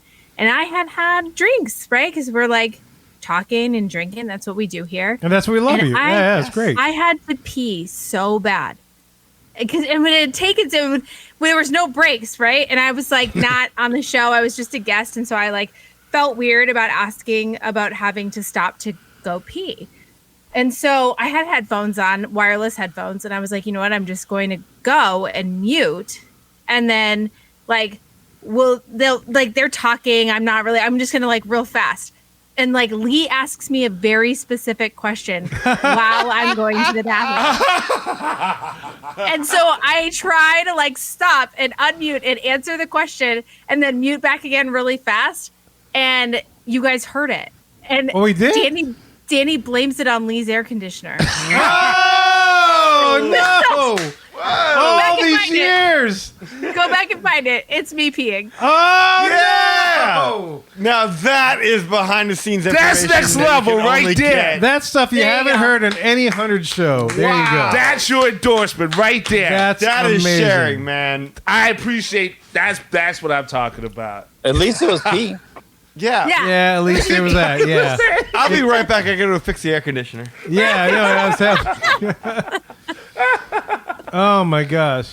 Yeah, but yeah. The hub moments, that's where a lot of the fun that we've had is. And yeah, we've had a lot of pre-video, obviously. Yeah, there's pre-video. Yeah, of course. The video portion Yes. is like definitely a newer piece of this podcast. But look, we've had a lot of awesome guests on the show. First of all, if you were listening to 400th, we had Jim Hill on. He sent Danny a message, and we've had him on 2 previous interviews. And Jim Hill is just great. Kirk, you remember you were on the first one that we did with Jim Hill, and Ooh, that was great. tough. Yeah, that was a rough one, but through the magic of editing, it came out great. I listened to it today, and it sounded great. You guys sounded great. But also, there was Michael Maines, is the most recent interview we did. If you remember, Michael Maines was the party grog guy. Yes. From Disneyland. Freaking awesome insight. Great to converse with. A lot of you people may remember Rolly Crump. Rest in peace. Oh, Rolly yeah. Crump was freaking awesome. Loved him. Loved his stories. That was a classic one. That was a classic one. Matt Hochberg, which Danny referenced earlier, was incredible. You know, we interviewed him after WW Today, and we found out he was a big wrestling fan, which you guys are. Yes. Yeah. And so one day we got to get him back on so he can vent about his wrestling. If you follow Matt Hochberg, he's big into Royal Caribbean. He does that podcast and stuff, but we know in the back of his head he's a wrestling fan. And he was a Disney fan. He's one of those guys. So maybe we'll have him back on sometime in the 500s just to chat about Disney and wrestling, more importantly. Yeah. Right?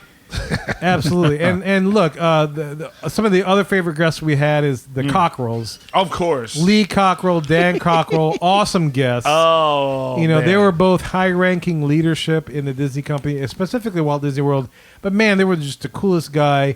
Lee Cockerell, especially, he was in the military. He was stationed in Shreveport, and he just loved New Orleans guys, and we just got along great. And I would, with both of those guys, I would love to just hang out, have a drink with them, just talk about whatever. It doesn't matter. It could be about leadership. It could be about Disney. But Lee Cockerell, Dan Cockerell, both of those guys were just incredibly awesome. Mhm. Just absolutely loved them.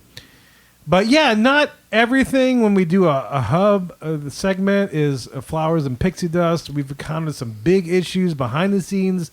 The biggest issue is regarding Tina.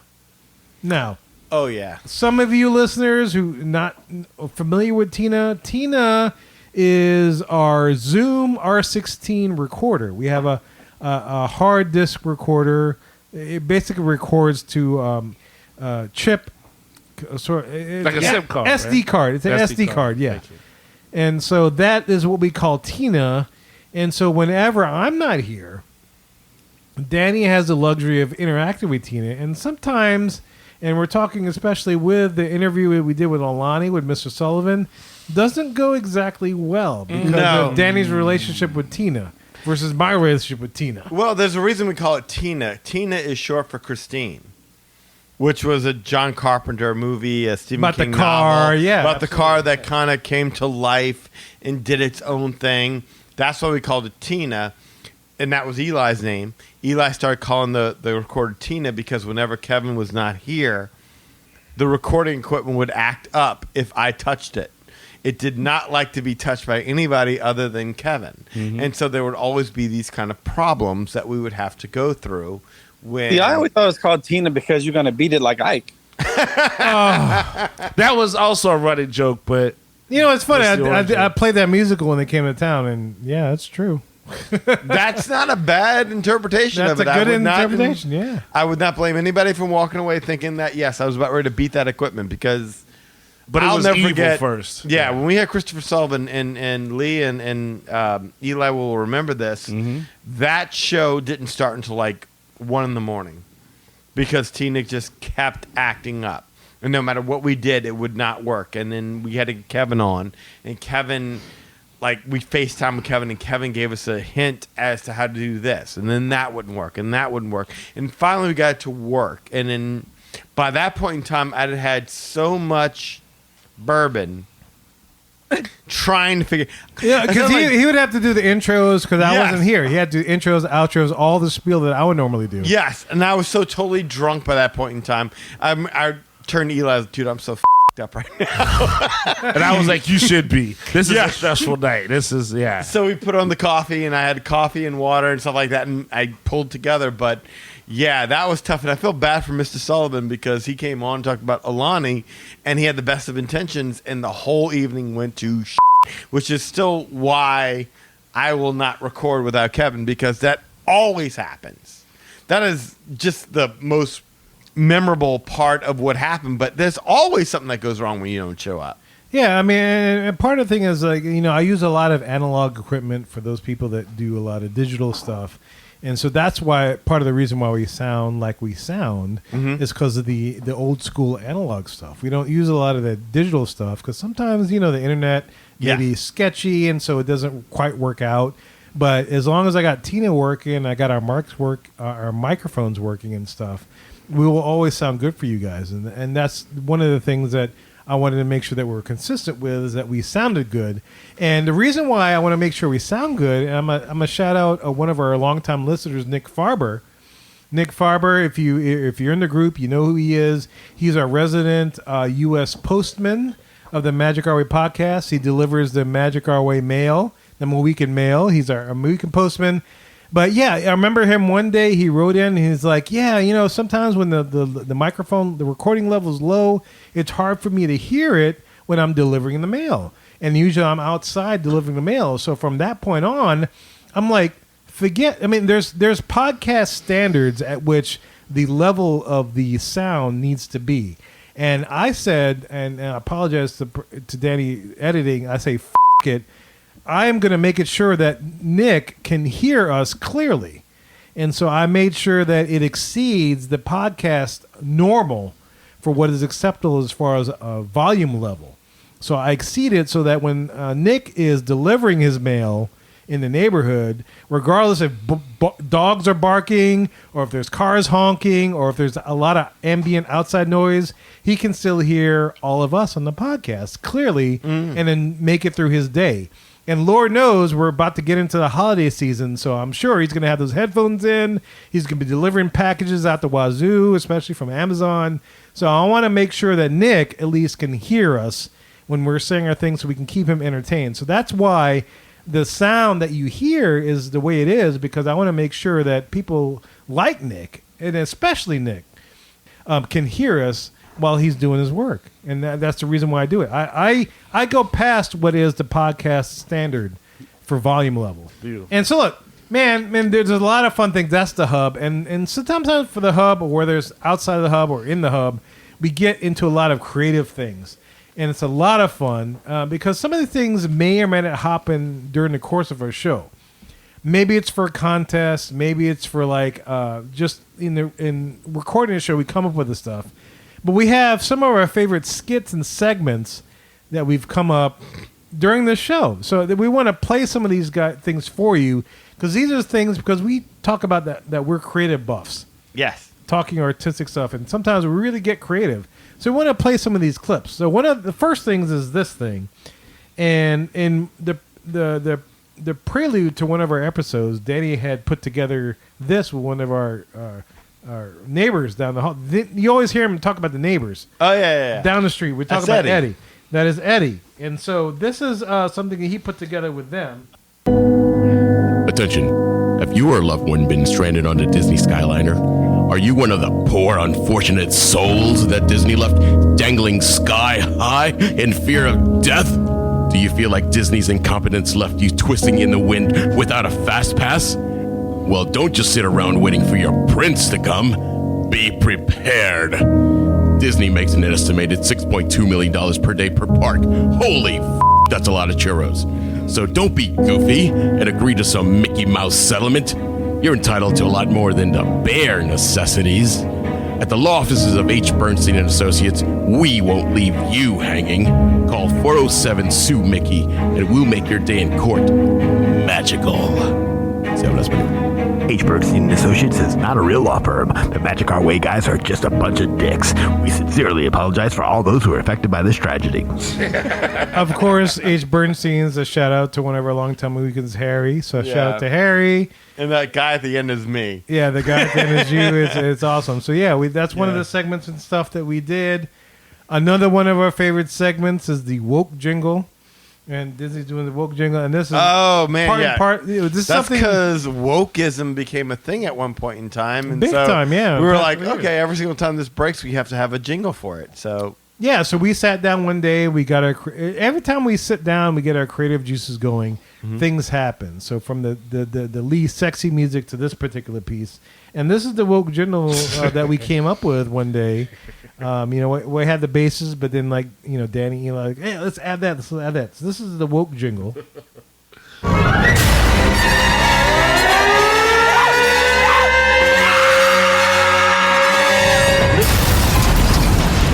Well, oh boy! the best part of that jingle was me remembering that when Chris Diamopoulos, the voice of the animated Mickey now in the shorts, when he did the intro for Kevin through Cameo. Through Cameo, he said, "Well, oh boy," and me saying like, "More screaming, more screaming, more screaming," and then, "Well, oh boy," yes, from Mickey. So that's what made that work so well. That session took about an hour and a half. It didn't take too long. Yeah, it didn't take too long. It wasn't long. I had laid a bass, and then you guys added extra layers, and I was like, "Yeah, that sounds great." So we added in there, and we came up with this jingle. I think it's like everything else. Like we were all sitting around waiting for Lee, and we just would come up with stuff. Speaking of Lee, and we mentioned this back on the 200th episode, but we one of the other favorite segments and skits that we came up with about Lee's budget. And this was the contest entry. I can't remember the name of the podcast, but they're no longer in production. That's Rachel and not Rachel, our Rachel, but different Rachel. No, not our Rachel. Zeke. I think his name was Zeke. Z. That's exactly Z and Zeke. Rachel, and her last name was G. And they were good people. It's just that they were doing a contest. And they didn't realize how we are. They didn't realize how we are. They asked us to submit an entry because they wanted us to do like a funny Disney sketch.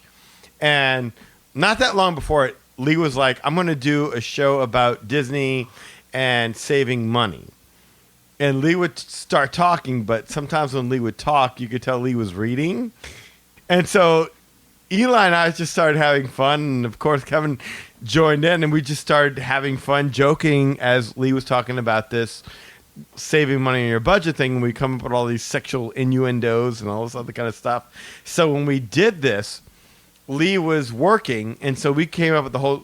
Eli and I came up with the script. Kevin was putting together the music, and we just kind of collaborated and came up with this as our contest entry for how you could save money through Disney, and this is how we did it. This is how we did. Last time I played this was on show 100, and now we're at 500. So Why any not? new listeners, this is probably one of our favorite moments that we've ever put together as far as skits on the Magic Hour. And all we asked Lee to do is come on and just read the script. Yeah, We that's fought all he had for to do. this, pretty much. He We was counting fought for shoes. this. They got and- mad at us for playing this because they Yeah. were like, that's too... It was too explicit. risque or Yes. whatever else, and they weren't too happy. Yeah, they didn't exactly remember who they invited on the show. Exactly. They weren't expecting that from us. They weren't paying attention. Right. If they would have listened to our show, they would have known what they were going to get. Absolutely, yeah. So this is our contest segment. We were up against other podcasts, so this is what we did. Hi, my name is Lee, and I'm with the Magic Our Way podcast. I'm not sure why the guys picked me for this segment because I'm certainly not the most creative of the bunch. But since I'm a travel agent with Magical Moments Vacations, I figured I'd take 2 minutes to tell you how I can book your Disney vacation in accordance to your needs and within your budget. The guys were nice enough to help me with the soundtrack. So hit it, Kevin. Oh, yeah. Here we go. The first thing I like to do is figure out the package that best suits your needs. Lee wants to service your package. Your package is a bit pricey. I'm going to want to lower that a bit. Lee's going down on your package. People often ask me, what if my vacation is only for a few days? You got a small trip. I tell them it's not the length of the trip, but what do you do with your time? Size doesn't matter. Then I focus on your budget and make sure it's big enough to cover your needs. Lee likes a big budget. Big, firm, juicy, round. But you have to make sure not to go over budget when planning. Don't bust your budget. If that happens, you may not have enough spending money left to cover your needs. Your budget blew up in your face. Neck and chest. It's my job to make sure your budget suits the length of your trip. Working your budget and stimulating your trip. So book with Lee and I'll get you in all the places you want to be. Lee touches all the right spots. Email me at lee@magicourway.com.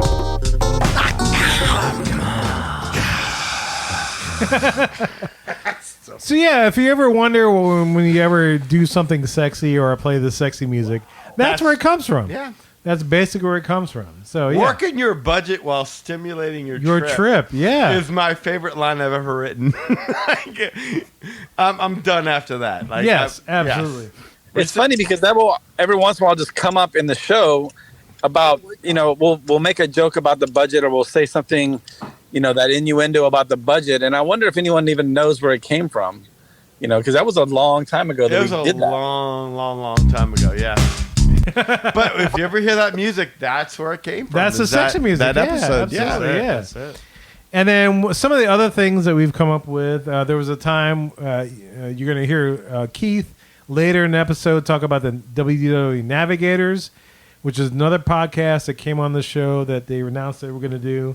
Oh, that was okay. You're talking about when they had the 100th show episode. They had Yeah. This is one of my favorite stories. Yeah, so we sent them this clip in support of them. You're gonna play the whole clip? I have the whole clip ready, but I can fast forward. It's no problem. You might need to fast forward this because this is a lot. Because basically, what it was, and they came up with this thing, and it didn't work out, and they all kind of bailed. Yeah, and the WDW Navigators were celebrating their 100th episode. But meanwhile, everybody that was a part of the WDW that we knew, I cannot say WDW. It's been a long day. What was it? 10 o'clock. Oh, work today. Yeah, we got to wrap this up. Okay. Anyone that was a part of the WDW Navigators had left. And it was just Rob, who we knew, and his wife. And they said, hey, you're Magic Our Way. Y'all help launch us. So go ahead and give us a shout-out message for our 100th episode. And so we did. But in true dickish Magic Our Way style, we reached out to the guys that were fired. Yes. From the WDW Navigators podcast. Or not fired, quit, whatever the situation was. Yeah. Whatever it was, they were no longer a part. And we reached out to them and we said, hey, they're asking us to do a show about y'all. Do you mind coming on? And so they would come on. So we would start off with, hey, we want to wish the WDW Navigators a happy 100th episode. And then next thing you know... we're all from the Magic Our Way. Oh, were you playing this? Oh, I was just playing in the background, yeah. Oh, go ahead, play it. Show. They have reached 100 show, guys. What do you think of that? That is a great milestone. I remember when we did it, we celebrated in style. We celebrated with the Navigators in Disney World. That's how we celebrated our 100th show. Yeah, and the Great Race. The Great Race. And Kylo Robb was there for that, and Fish Sean Wu, man. So that was we have history. Yeah, we have history with the Navigators. Yeah.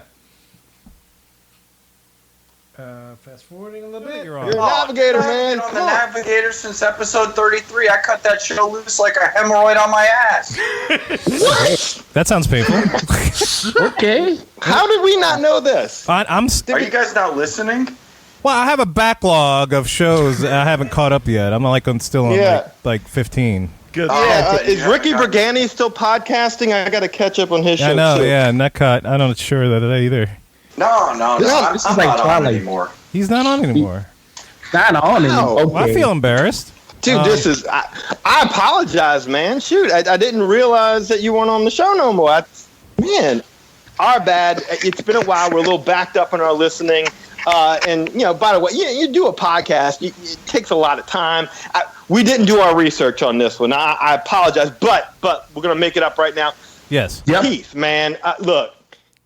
We were working our way up to wishing them a happy 100th, and little by little, we were working through all the Navigators that we knew that had left the show, and it was a skit. We just did this as a goof.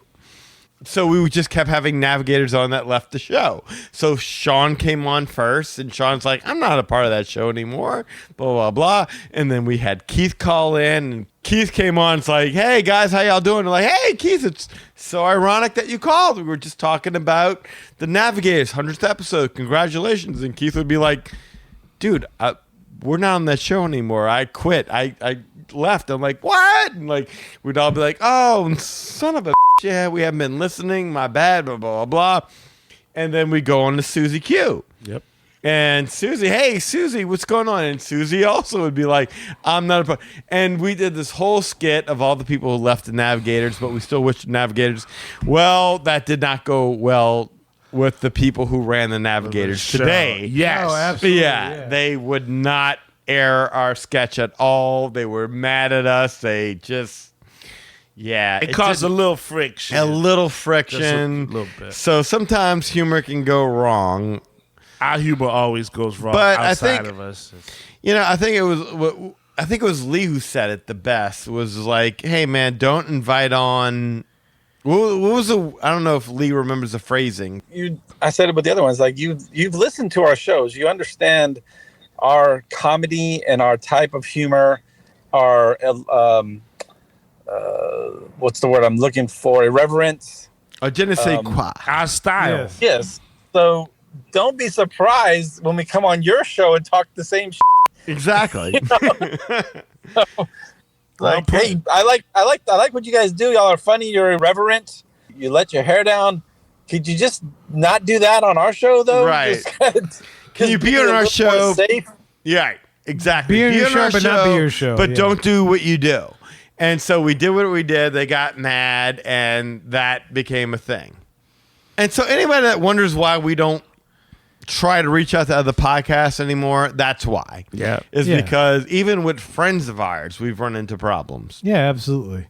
And so one of the things that does encapsulate that concept is that we got a chance to interview Bob Iger. Oh.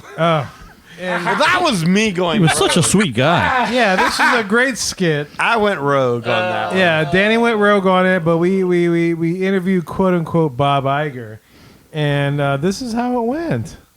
Just know that. I guess what I'm saying. Okay. When you're out, and you're asking your lawyer friend, don't. Okay. Guys, guess what? Is it Kevin? I invited Bob Iger to be on the show. What? Okay, and this is Bob Iger. Bob. Hey. Bob, how's it going, Bob, sir? welcome to the show.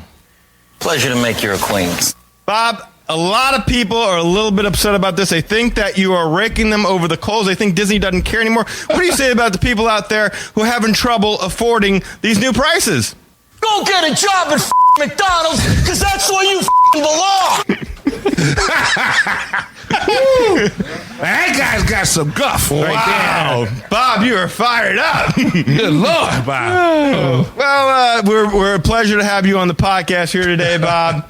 Do you have any questions for us, Bob? Is there anything that you'd like to ask us about what we do here on the Magic Our Way podcast? Is this stuff regulated, or you guys? What are you doing here?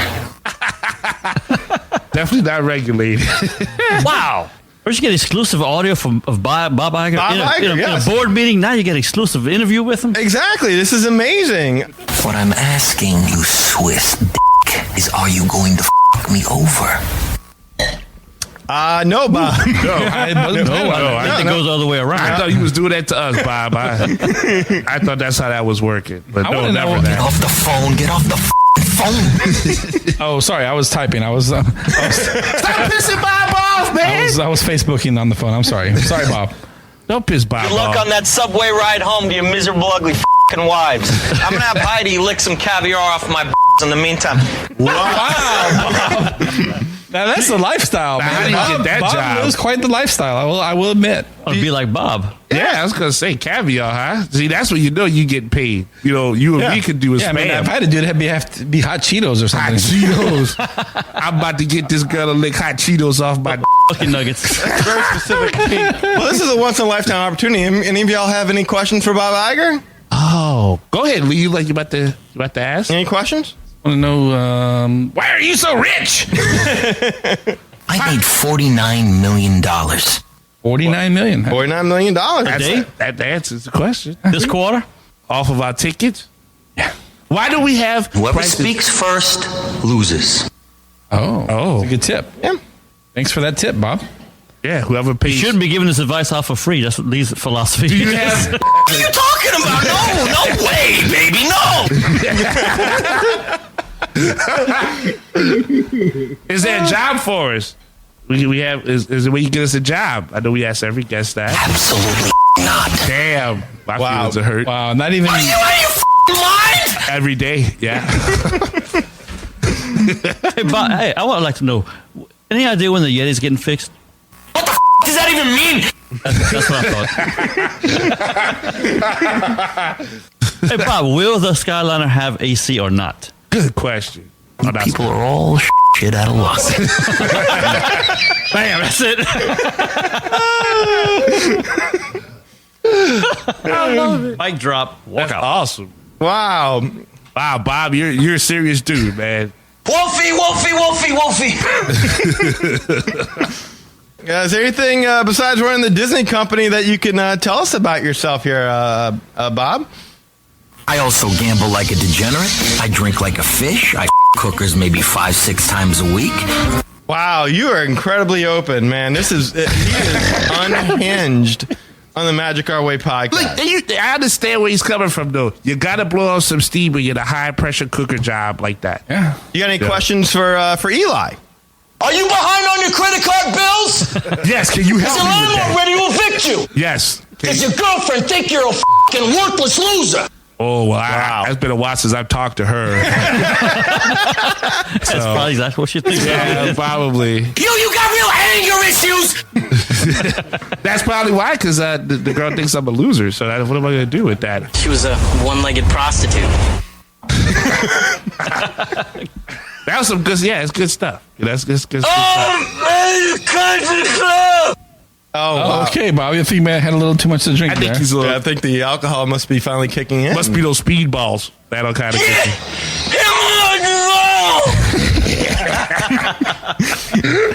All right, I'm okay. I think it might be time to let Bob go. It's getting late, but It is thanks, late. Bob. Thanks for calling, Bob. We hope to have you call into the show again someday. I'm going to give you my personal line. 5 days a week, you just call me, feel free. We will do that, Bob. Awesome. Thank you. Disney Day. Thanks, Bob. Well, ladies and gentlemen, that was an exclusive Magic Our Way interview. Bob Iger on the phone. I gotta admit, I did not see that coming at all. He really let loose. I was proud of him. He did not seem Well, he's comfortable with the Mohican Nation. Should be. Obviously, he's a Should be. fan. Obviously. Damn. Yeah, that was our interview with Bob Iger. Yeah, that was me. I watched Wolf of Wall Street, and I was like, wouldn't it be funny, like, if this was Bob Iger? It's like, this is what he was like behind closed doors. And so I downloaded a bunch of clips from that, and then I sprung on those guys, and whatever they would say, I would play a clip. I do have a question though about it because some of those answers just worked out so perfectly. Was that just pure luck? That was pure luck. That was crazy because it was really lined up like perfectly with the questions we asked. It was great. I could show you the soundboard. Like some of that just y'all had. I did not clue you, Eli, or Kirk into what I was going to do. And then I said, go ahead and go and just ask questions. It was a joke thing, and I would just play answers. And that's how it all worked out to be. Yeah. No, it's stupid, like in retrospect. But But I mean, we created it, and that's that's the fun part about the hub is that we get to stretch our creative muscles and just really go wherever we want to go with it. Much in the same vein as Disney has a hub, or when Walt Disney World has a hub. And you can go in any different directions, but it's all tied toward that center castle area. yeah, that and having sex with a one-legged prostitute. Exactly, yes. So everything in the hub is, we can go in any direction, but it's tied to the central point of that particular hub. And so, yeah, that's how we get that segment going. Those are some of our favorite moments. Yeah. And of course, after all that, we got the outro. And then one of the things I know we've gotten questions on is the whole Lee's Tacos thing. In the outro. The outro. Okay, so we're all the way at the outro now. Yeah, we're definitely toward the end of the show where we do the extended outro. We had the Rob Lightfeld thing which we'll play in a little bit. But we also have the Lee's Tacos things about the M&Ms and whatnot. Yes. If you listen to it, you'll hear this. I have every intention of leading. Yeah, you'll hear this particular thing.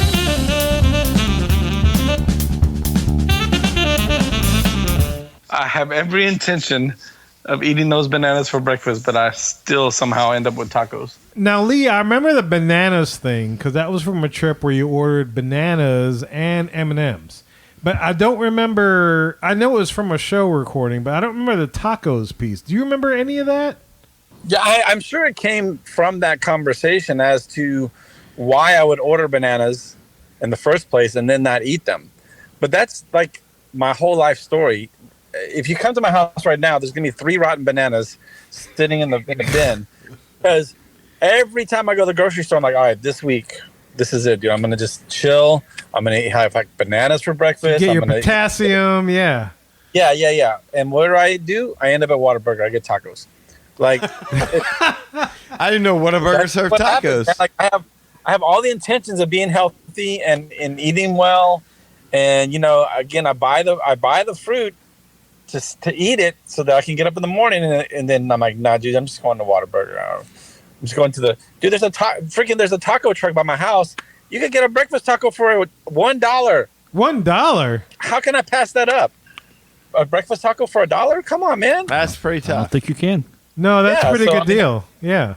That's what happens, man. I end up eating tacos instead of bananas. So that's kind of. And you let the bananas rot. So they just rot there. And I got to make banana bread. Yeah, because the story is always like bananas versus M&Ms. So we know about the M&Ms, but we never really understood the whole tacos thing. Yeah, the M&Ms ever end up in the banana bread. Oh, I might have to try that out this weekend. There you That's go. a good idea. I'll let you know how that tastes. Yeah, and so part of the outro, we got that story, and so there's always a thing where we hear that slow piano music, just kind of winding things down, and Danny sings Mohican. That particular thing, right? Just kind of wrap up the entire show, and at some point, Danny says Mohican. I don't know why we started doing that. Do you remember? All I remember is that it was like a Frank Sinatra kind of thing, like one for my baby, one more for the road, kind of. Yeah, like you're singing to the bartender. Exactly, because like you played it, and I'm like, okay, that'll work. But once again, I remember it being a placeholder. Yeah, I think it was a placeholder. Yeah, stick. no, right, but it stuck, and people got used to it. And the other thing that stuck was me saying Quaharini, or us saying Quaharini. I can tell you exactly why I started saying that, and that's because of Kilimanjaro Safaris. Exactly. In Animal Kingdom. Yeah. They say Quaharini, it's not like goodbye, but they say see you next time. Exactly. So it's like, that'd be a good sentiment for the show in itself. So I'll say Quaharini. Mm-hmm. And then Danny says his thing, and then we say, and actually Mark came up with Magic Out. I don't know if you remember that, but I think in the first episode, he came up with the idea of just saying Magic Out. So I we did stuck with remember it. that. Yeah. And so we've kept it ever since. And so that's how we end the show is Magic Out. Mm-hmm. That kind of thing. And we still do that. Okay. So yeah, that's behind. I don't know why we picked the piano music or why we picked the closing stuff. Oh, I don't even know what they. Yeah, no, that's I think that's me. Those are all from iTunes. Yeah, it's all like open source stuff that anybody could use. And I know other people have used it, but we've used it. We just never replaced it. I don't know. And so we had different endings. We had the tacos things that we talked about with Lee. And now we have the new Alan Tudyk thing. And you are. Bye! He did a cameo for us, and that's how he closed it. And I'm like, well, that's awesome. And it just so happened to be like one of those cameos is the cameo we did to welcome Rachel on the show. And when he did that, I'm like, well, okay, you don't want to keep using the Lee thing because, Lee's not on the show right now. So why don't we transition to a new era, and why not go with that one? Yeah, and that's using. Totally Alan Tudyk saying "and yar bye." Yeah, which "and yar" I think means "and there you are." But he just Bye! combined it. Yeah, yeah. Alan Tudyk was great, man. Yeah, he's awesome, 100% awesome. I mean, Kevin Smith's great too, but when he comes down in price, we'll get him again. Yeah.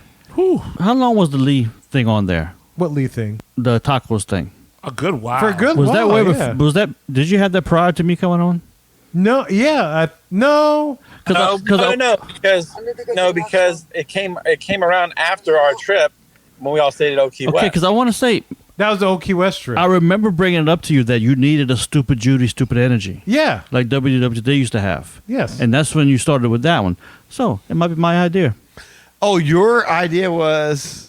Yeah, because WW Today stopped producing. They used on their podcast when they were finished. They would have the Ellen DeGeneres and yeah. DeGeneres from the Stupid Judy, Stupid Judy, and that's how that was their bumper at the end. And I want to remember suggesting to you one day you needed one, and that's what we used. used. Came with yeah. the Lee thing.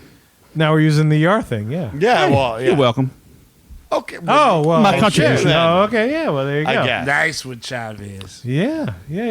Thank you, sir. Stupid Kirk. Stupid intro. So So look, that's basically how the show is created. There's a lot of things that go into it. There's a lot of headaches. There's a lot of praise. There's a lot of smiles that go into it. But we do it every day. We do it 52 weeks a year to bring you a consistent product of some sort. Yes. Some more consistent than others. Yeah, some more consistent than others for sure. And look, we put a call out to the Mohicans for some questions, but we'll answer that later with Keith's segment. But we did get a voicemail from a very old listener, also a member of the Navigators, who's also a travel agent in Atlanta. Oh, I know. Okay. So this is the voicemail she left to us. She answered a call, the Mohicans.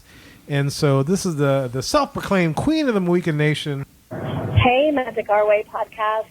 This is Susie Q from the WDW Navigators. I just wanted to call and say that, next to the WDW Navigators, I think you are the best Disney podcast that ever was. Just kidding. You guys are awesome. Clearly, we didn't make it to episode 500. I just wanted to call and tell you all congratulations. This travel agent is out traveling. Otherwise, I would have loved to be on the air with you all and with Keith and Sean, and maybe you guys can get Rob on there too. But I hope you guys have a fabulous episode, and I'll catch you next time. Bye. Yeah, one of these days we'll do a WDW Navigators reunion on this show. Yeah, and Navigators were a podcast. They were like a sister podcast to us at they some were. point. But thank you, Susie, man. That means a lot. It's good to hear from her. I've been keeping up with her on social media. Her daughter's up in college now. Yeah, our kids are growing. You have kids in high school. I have a kid in high school. We're getting older. I got a grandkid. You're literally Grandpa Eli now. Yes. Stephen Downs. He is literally Grandpa Eli. Did you get Tarat? You can Tarat all over the place. Maybe that'll be my grandpa nickname for Young Blaze. That's my grandson. What's that? Tarat? Yeah, it's called Tarat. Yeah, so Stephen, he is literally Grandpa Eli. I got a grandkid. I am who I created. I knew that, but still, congratulations. Thank you. All right, here we are in the 500th. We've gotten to the point where we got some questions from some of the Super Mohicans, I guess, at this point now, right? Awesome. The guys have been around for a while. They've been listeners, long-time listeners, and this guy is no exception. You heard him last time Danny and Eli were out of town. He came actually to New Orleans in studio, and we did a show with Rachel and Kirk and myself. and we were holding down the fort so you guys can enjoy your vacation. It was a lot of fun. But we were talking about Professor X, formerly known as Listener X, because he did graduate, got his degree. Now he's Professor X. He had his own show at one point. His own show at one point. Been around for a long time. The Thanksgiving at Disney expert for a while there. Although it sounds like you're branching out, if I remember correctly. Huh, Keith? Is that right? I was going to say, shouldn't you be in Disney right now? Actually, last time I was in Disney was last December. So no longer just Thanksgiving. This year I'm actually going on a cruise, not a Disney cruise. So just kind of expanding a little bit. But we already talked about going in next year again for Thanksgiving. So we'll see what happens. So, but still got my expertise. So appreciate you guys having me on. I think I was host, 3 or 4 times. When Kevin was out, I took his spot. When Danny and Eli was out, I took their spots. Rachel, I haven't took your spot yet. So not yet. She took Lee's. All good there.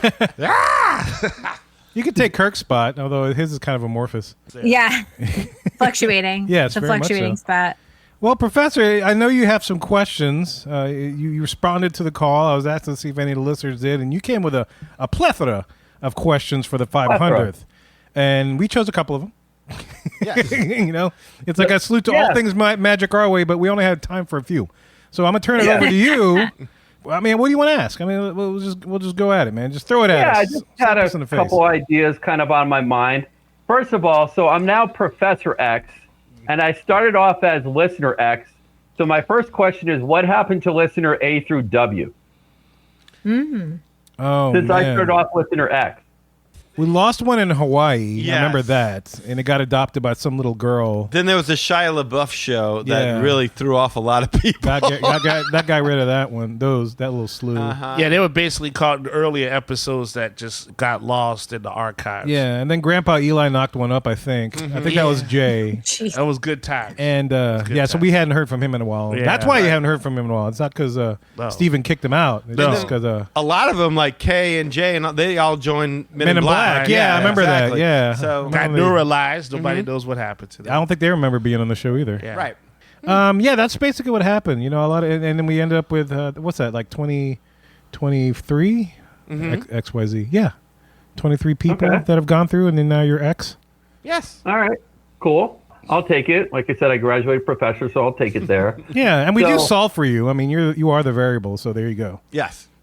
Yeah. See, I thought he converted to Islam. That's why I called him Listener X. Oh. So I maybe thought that's he it. had a band of merry mutants under his tutelage. That's what I thought. Yeah. Why are you? Well, I have a question. Why are you a Listener X? How did that come about? I called him that. You called him that? Yeah, I think Danny came up with the name, and I think it was like, you didn't really know my name yet, and you were like, we're just looking for like listeners, just Listener X, and I think I just volunteered and said, hey, I'll be Listener X. And that's You how it did. pretty That's much exactly started, right. so. Yep. Aw. Even know, Rachel remembers that. That's good. Yeah. So I just had a couple questions just to kind of get into the minds of you guys and Rachel's kind of more of the planning kind of background with the Magic Our Way.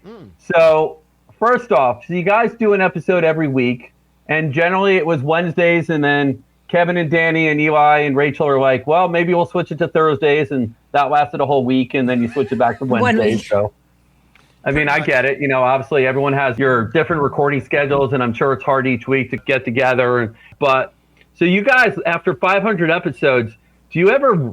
Well, first of all, you ever run out of ideas, and then are you like, oh crap, we have to record tomorrow? What are we going to talk about? So we just like throw something together last minute. Like, what's your thought process in coming up with your topics? Yes to everything you just said. Yeah, Pretty much. yeah. That's a weekly Pretty occurrence. much. Like, oh shoot, what are we talking about? Yeah. You always feel This like you week. run out of ideas, and then some Hail Mary pops out of nowhere. Right. The creativity gene just shoots us in the butt with an arrow. Yeah, it's like having writer's block, I suppose. I don't think that there's really such a thing. It's like you've just got to barrel through it sometimes. A lot of times what I'll do is I'll just take a walk and I'll just zone in, and I can come up with 20 ideas, and then sometimes I can't come up with one. You basically, every single night, you kneel down by your bed and you pray that there will be Disney news to discuss. Yes. Yeah. Yes. I think at one point we would wait up until, like, what were you saying, like Tuesday or Wednesday, and then we would convene and see who has what. And then, yeah, in most cases we don't have it like fleshed out, but they will just say, okay, is there any news? Is there any this, any that? And then something will just kind of pop up. Or usually somebody will have an idea, but it's like way in the back burner. And then they'll say, oh, well, I got this. And then we'll just be like, all right, we'll just try it. And it's usually like a couple of days cushion between that day and whatever we record, and we luck up and put something together. Yeah, because it all depends. Because sometimes some of the ideas, like as of late, some of the ideas take a little time for preparation. Yeah. And so it's like then we can't really do that in 2 days. So we put that off for another time when we have more time to prepare, which means we have to come up with something else. And that's something that Kevin and I and Eli have also discussed in the past, which is that, if I'm doing the editing, especially when we're doing Sunday shows, and that's, you referenced it before, why we moved up to Thursday for a minute, because we were doing a lot of Sunday shows. And if we're doing a Sunday show, I'm not touching the show until Monday, and I'm already at work. So if work's a hellish day, then I'm only able to get so much done, and the show's got to be ready for Tuesday for Wednesday, right? Yeah. Gotcha. So at the same time, if I'm editing and the last time I touched a show was on a Tuesday, I'm not even thinking about the next show until I'm done editing. So that takes away my ability to be involved in the creative process as much. Yeah, no, absolutely, yeah. So yeah, no, sometimes it's tiring, but it's like, just the love of doing this thing. Mm-hmm. We've kept at it. I mean, it's kind of a momentum thing. Like, Yeah. Like once it took us a while to get to 300, but once we did, it was like, every 2 years we hit the 400. The next 2 years, now we're here at 500, and it's like, wow, it's almost like a weekly challenge to knock out 52 shows a year. Mm-hmm.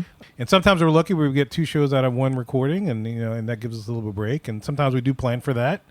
But yeah, we try to do it just to keep it consistent for the listeners, because it's like when I first started going into this, I studied a lot about podcasting and whatnot, and it's like one thing that I always heard was just be consistent. Mm-hmm. And so that was something that we strove for, just to try to be consistent with our releases. So that Always strove. people, except for the one day, or the one week we decided to try a Thursday release, and we're like, yeah, this is too weird. So we went back to Wednesday immediately the following week. Yes. And I will say this is that Rachel's kind of been a godsend, because having her on, Rachel can find news anywhere. And I clearly do not do a good enough job keeping up, because all of a sudden, next thing you know, Rachel's like, I got news.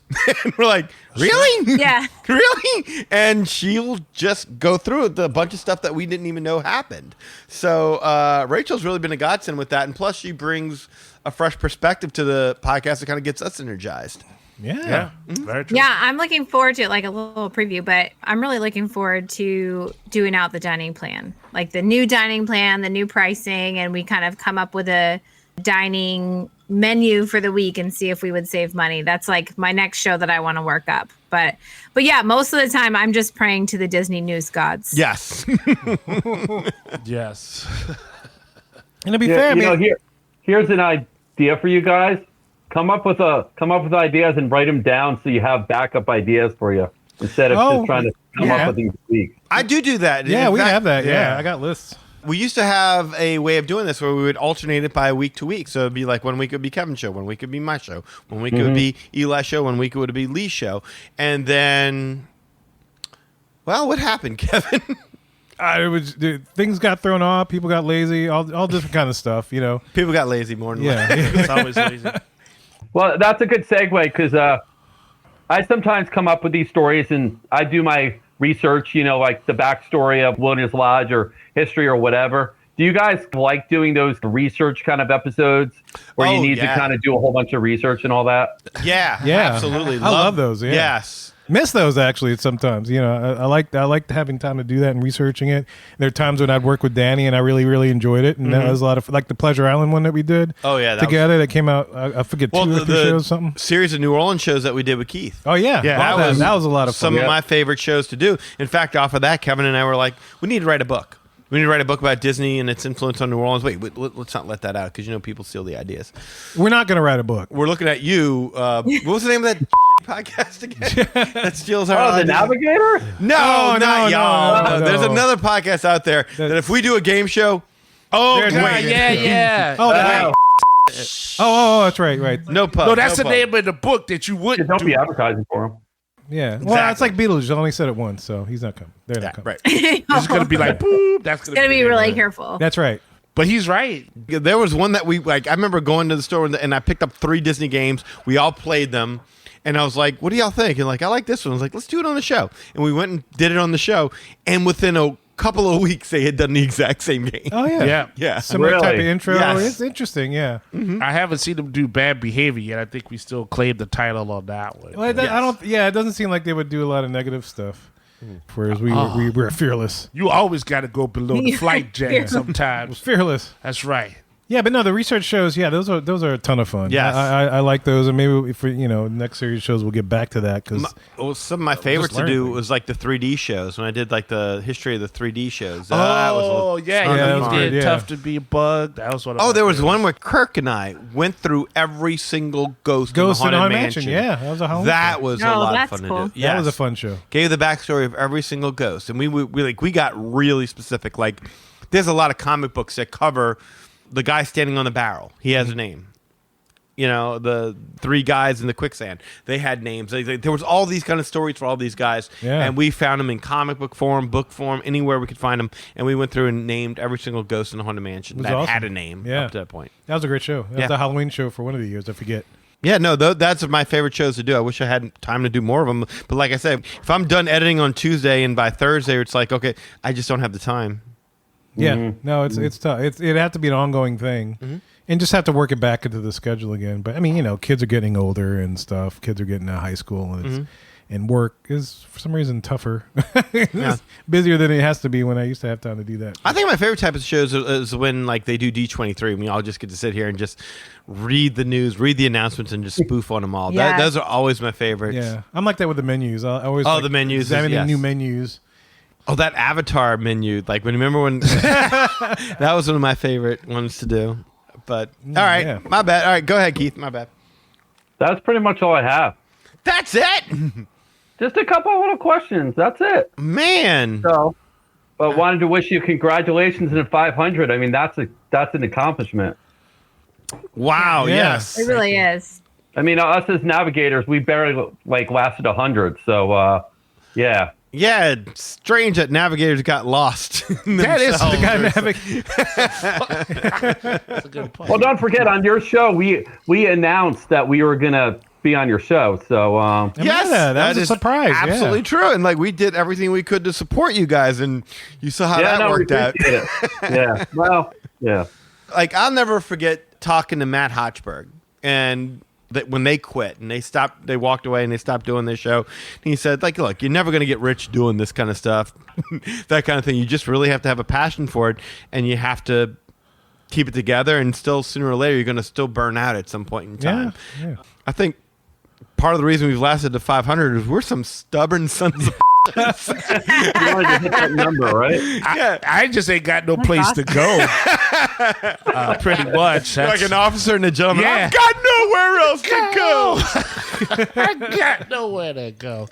No, but there's also, I think a big key of it is that, and I know people have said this before, because I think that's been a general question. Like, we hear you guys sound like you have like a really good chemistry and this, that, and the other. And I think one of the other things is that we talk with each other outside of doing the show. I mean, We love each other. Yeah. We've, before this show, I mean, the main reason why the show existed is because we all knew each other beforehand and hung out with mutual friends and whatnot. So there's always that camaraderie there.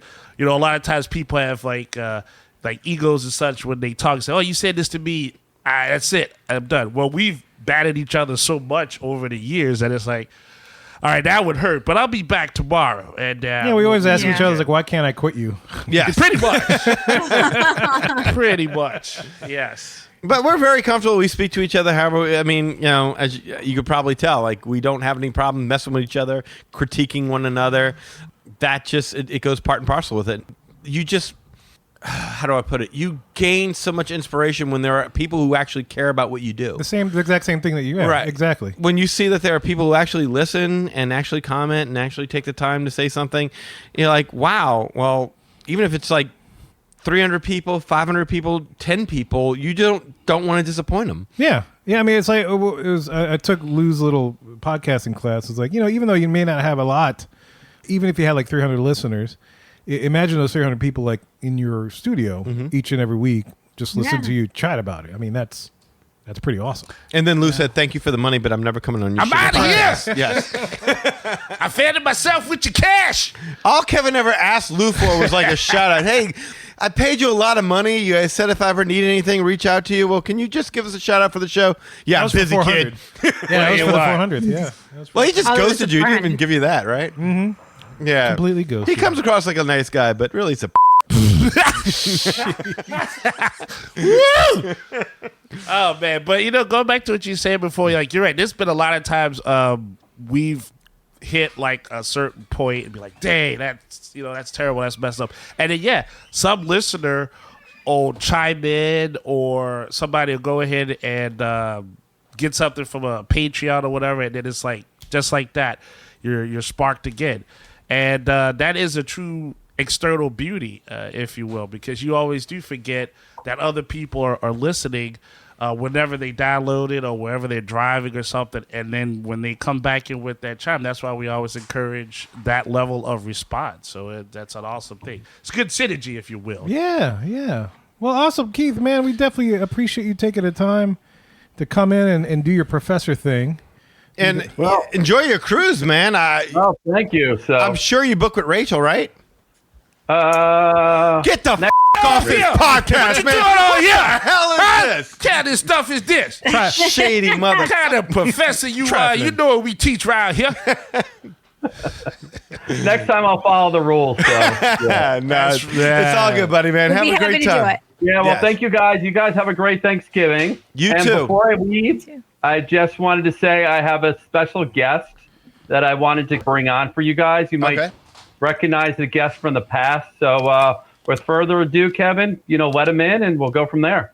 But thanks again, guys. Thank you, Keith. Oh. X. With further ado? Mr. Mr. X. I've got further ado, but I'm not giving it. More ado? All the ado. All the ado. All the right. ado. Maximum ado.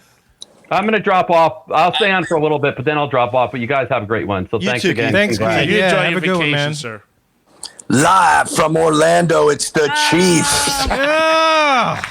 Wow, man. How have you been? Mr. Firewalker. Oh, dude, I've been sailing all over the world. I got my sailor's license, and I'm sailing sailboats for a living. Yeah, you've been walking on hot coals too, man. Yeah, You a fire starter. You like the Amazing Race come to life.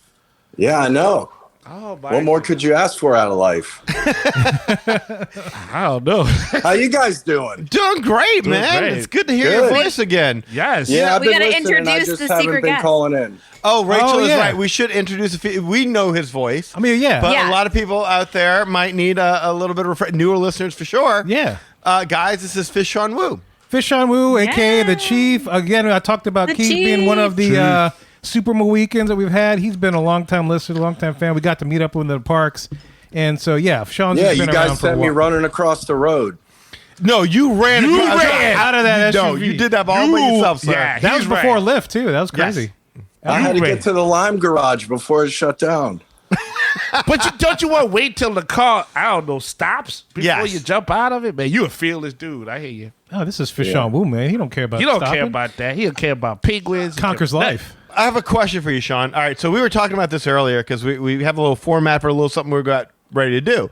And we were talking about how our intros have progressed over time and how the intros really started with you. It did. And we were trying to figure out what made you start sending in intros. Was it because we asked for them, or did you just start doing it all on your own? I think I was in jail at the time, and I didn't have anything else to do. Wow. And they let you go out to go to a Disney park and record an intro. That's really nice. Yeah, right. Yeah. No, it was just something I did. I did it for a couple shows. So you guys I started listening to, and I really enjoyed it and just decided to do it for your show.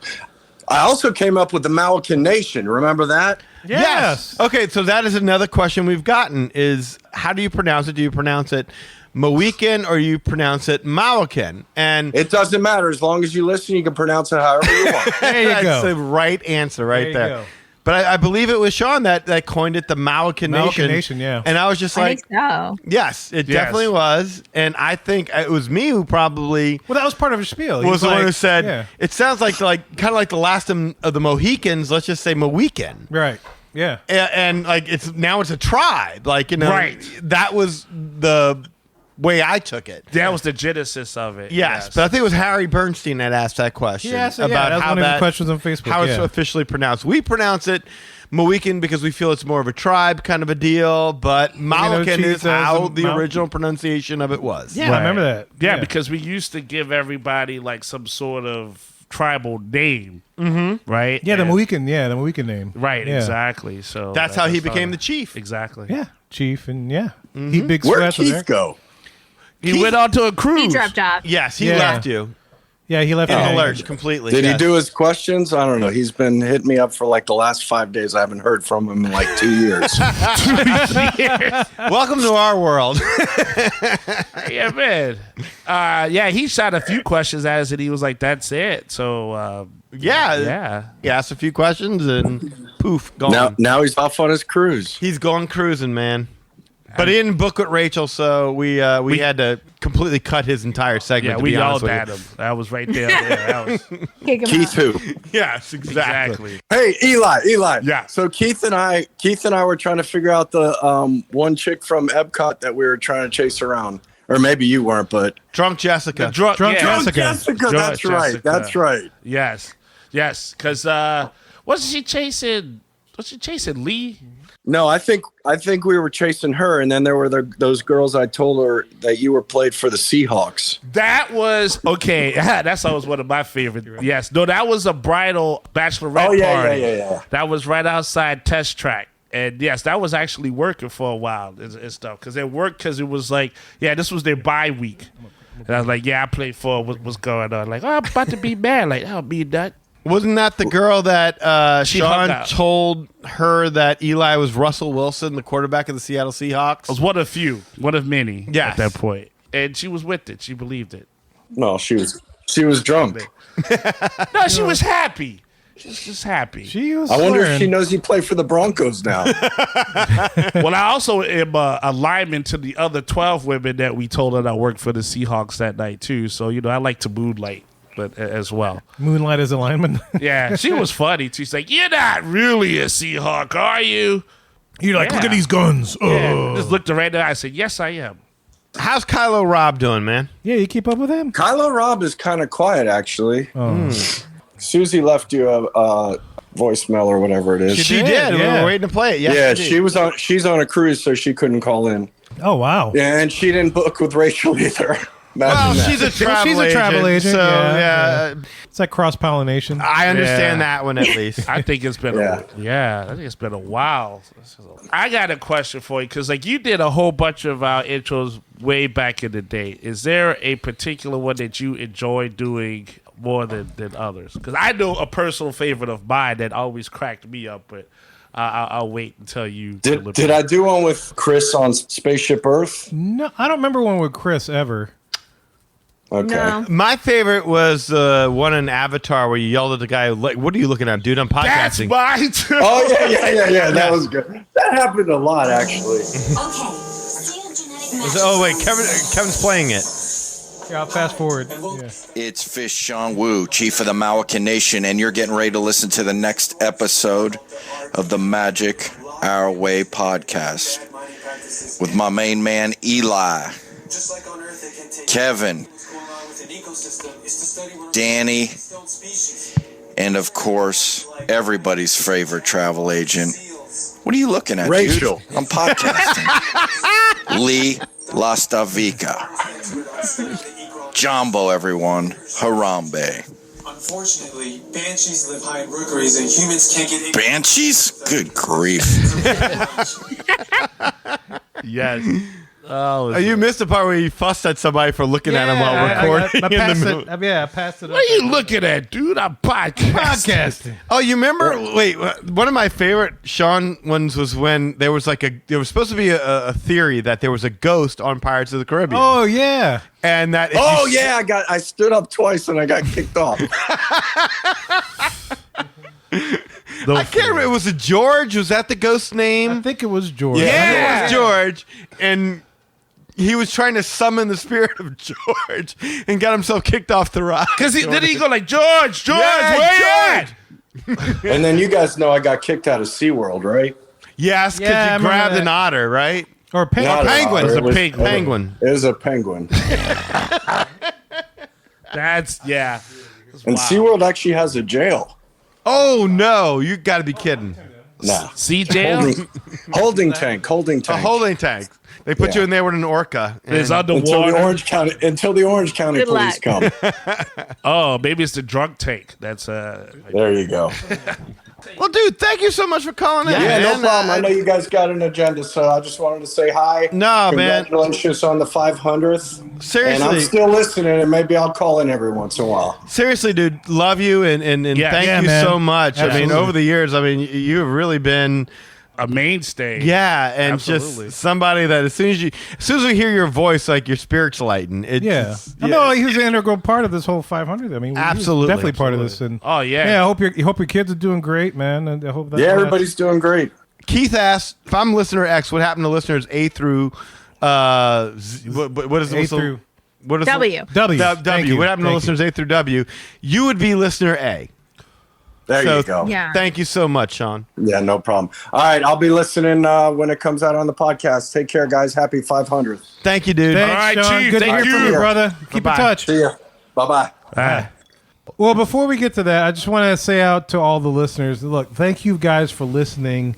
I know normally on these 100 shows, we like to have you guys live on the recording. Yeah. But we got we did that for the 100, 200, 300, 400. We felt we would be repeating ourselves. Yeah, I know that because Rachel's been on every single one of those things. Yes. When I listen back Yeah. to it, you and Josh both have been on that show, those shows. Yes. And so I'm like, 500, that's a milestone. That's a hell of a milestone. That's halfway to 1,000. Mm-hmm. And not many podcasts reach that point.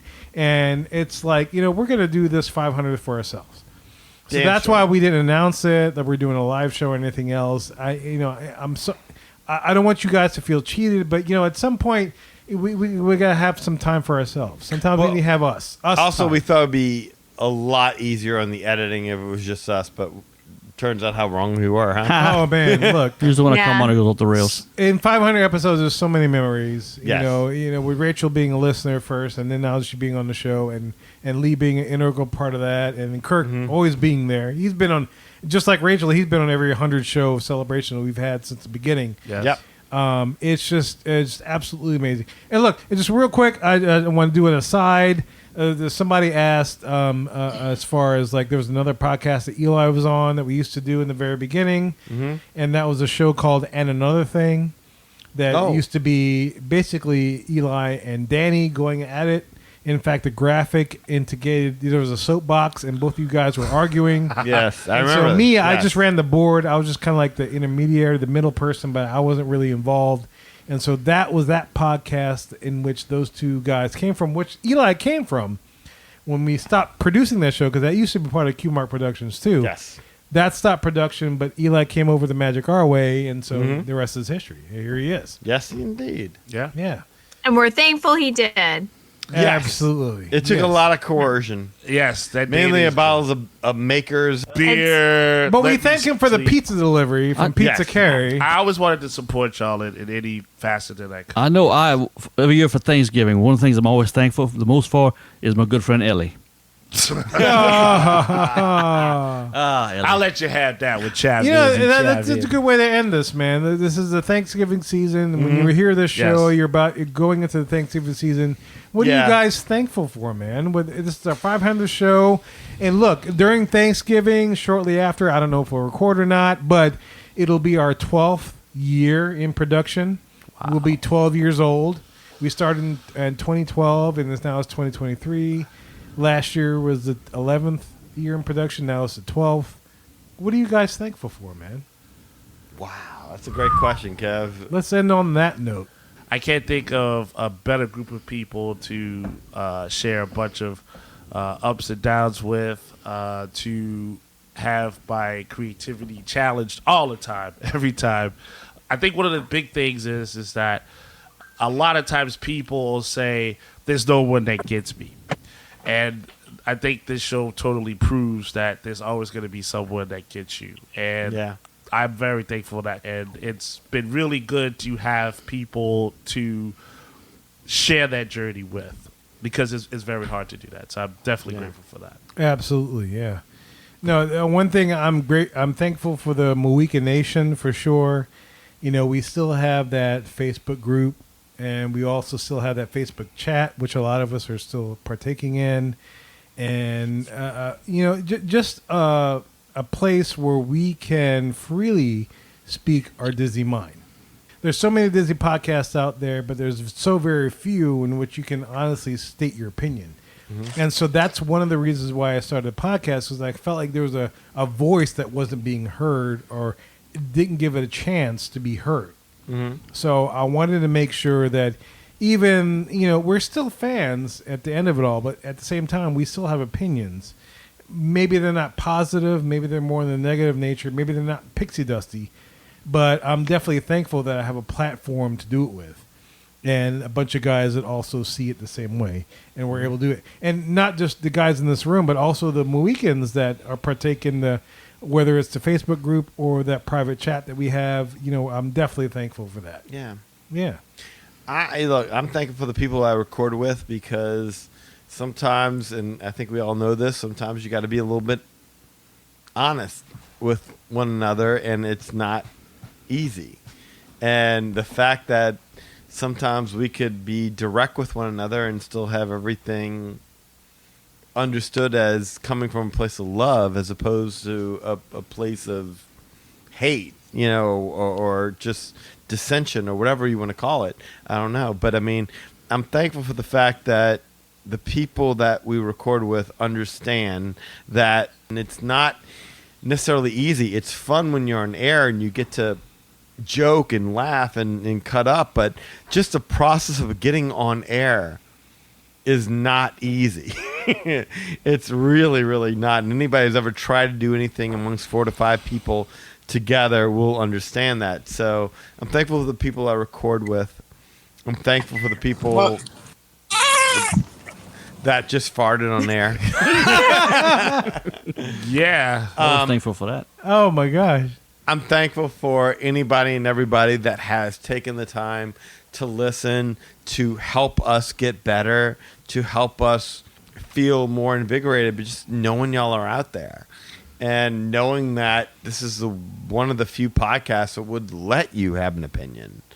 That is what keeps me going. And embrace it. Exactly. Like we embrace it for sure. There are so many, like, good luck writing to Lou Mangello and getting your email in the air. I've tried. Nothing. You can't, like, even if you pay Lou. Yeah, absolutely. Good luck getting your email on air. Absolutely, yeah. You know, good luck getting your opinion on the air in a lot of different places. But I mean, we're 500 episodes in. We've never, to my knowledge, knock on wood, we've always tried to get every single listener that has ever emailed us on the air and let their opinion be heard, because this truly is the show where every opinion does matter. Yeah, not necessarily yes. saying we're going to agree, but we will discuss your opinion. Yeah, we let you have that voice. That's very, very. That's something that I always felt like was lacking in the Disney fan universe. Still is. Yeah, it still is. You know, you're absolutely right. Yeah, Rachel, what do you think, man? What do you think? Yeah. So I think, like, a lot of times when you're an adult, especially, people wonder, like, why is it that you're so interested in Disney? Like, what is that? And for me, Disney has always been about magic, but the magic is people, right? Yeah. Like, people write these movies, people design these rides, people make the theming in the parks, and people are part of this fan community, right? And so, to me, the magic of it all has always been so special, because truly it is people that make that magic real. And I think that this podcast is a really beautiful example of that idea, that people are what make the magic real and make it meaningful.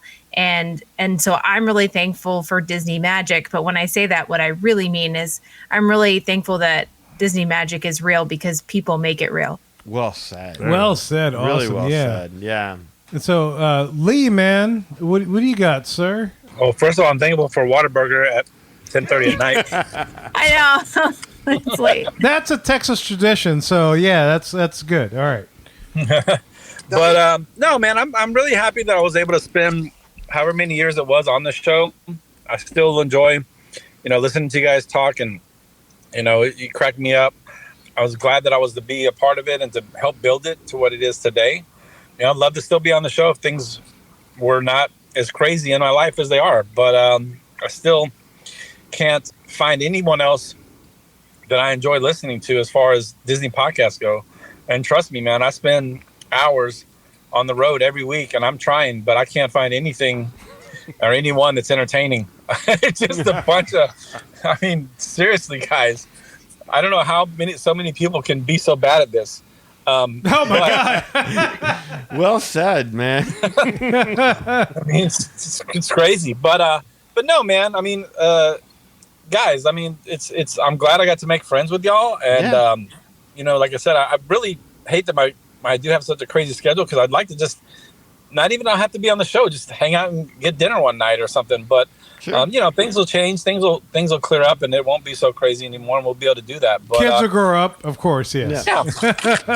But for now, dude, I just enjoy doing this. I enjoy helping people plan their vacations. I got a client there right now, and we've been texting back and forth all day, and she's like, wow, I can't believe that it's so hard to plan these things, and thank you for being there for me, and et cetera, et cetera. And that's what it's about, man. Like Rachel said, I don't know if she said it or someone else said it earlier, but literally being a travel agent, being a good travel agent is about planning the trip, but treating it like it's your own. Yeah. And if this was my vacation, Definitely. what would I want to do here? If this was my vacation, how would I want this to go?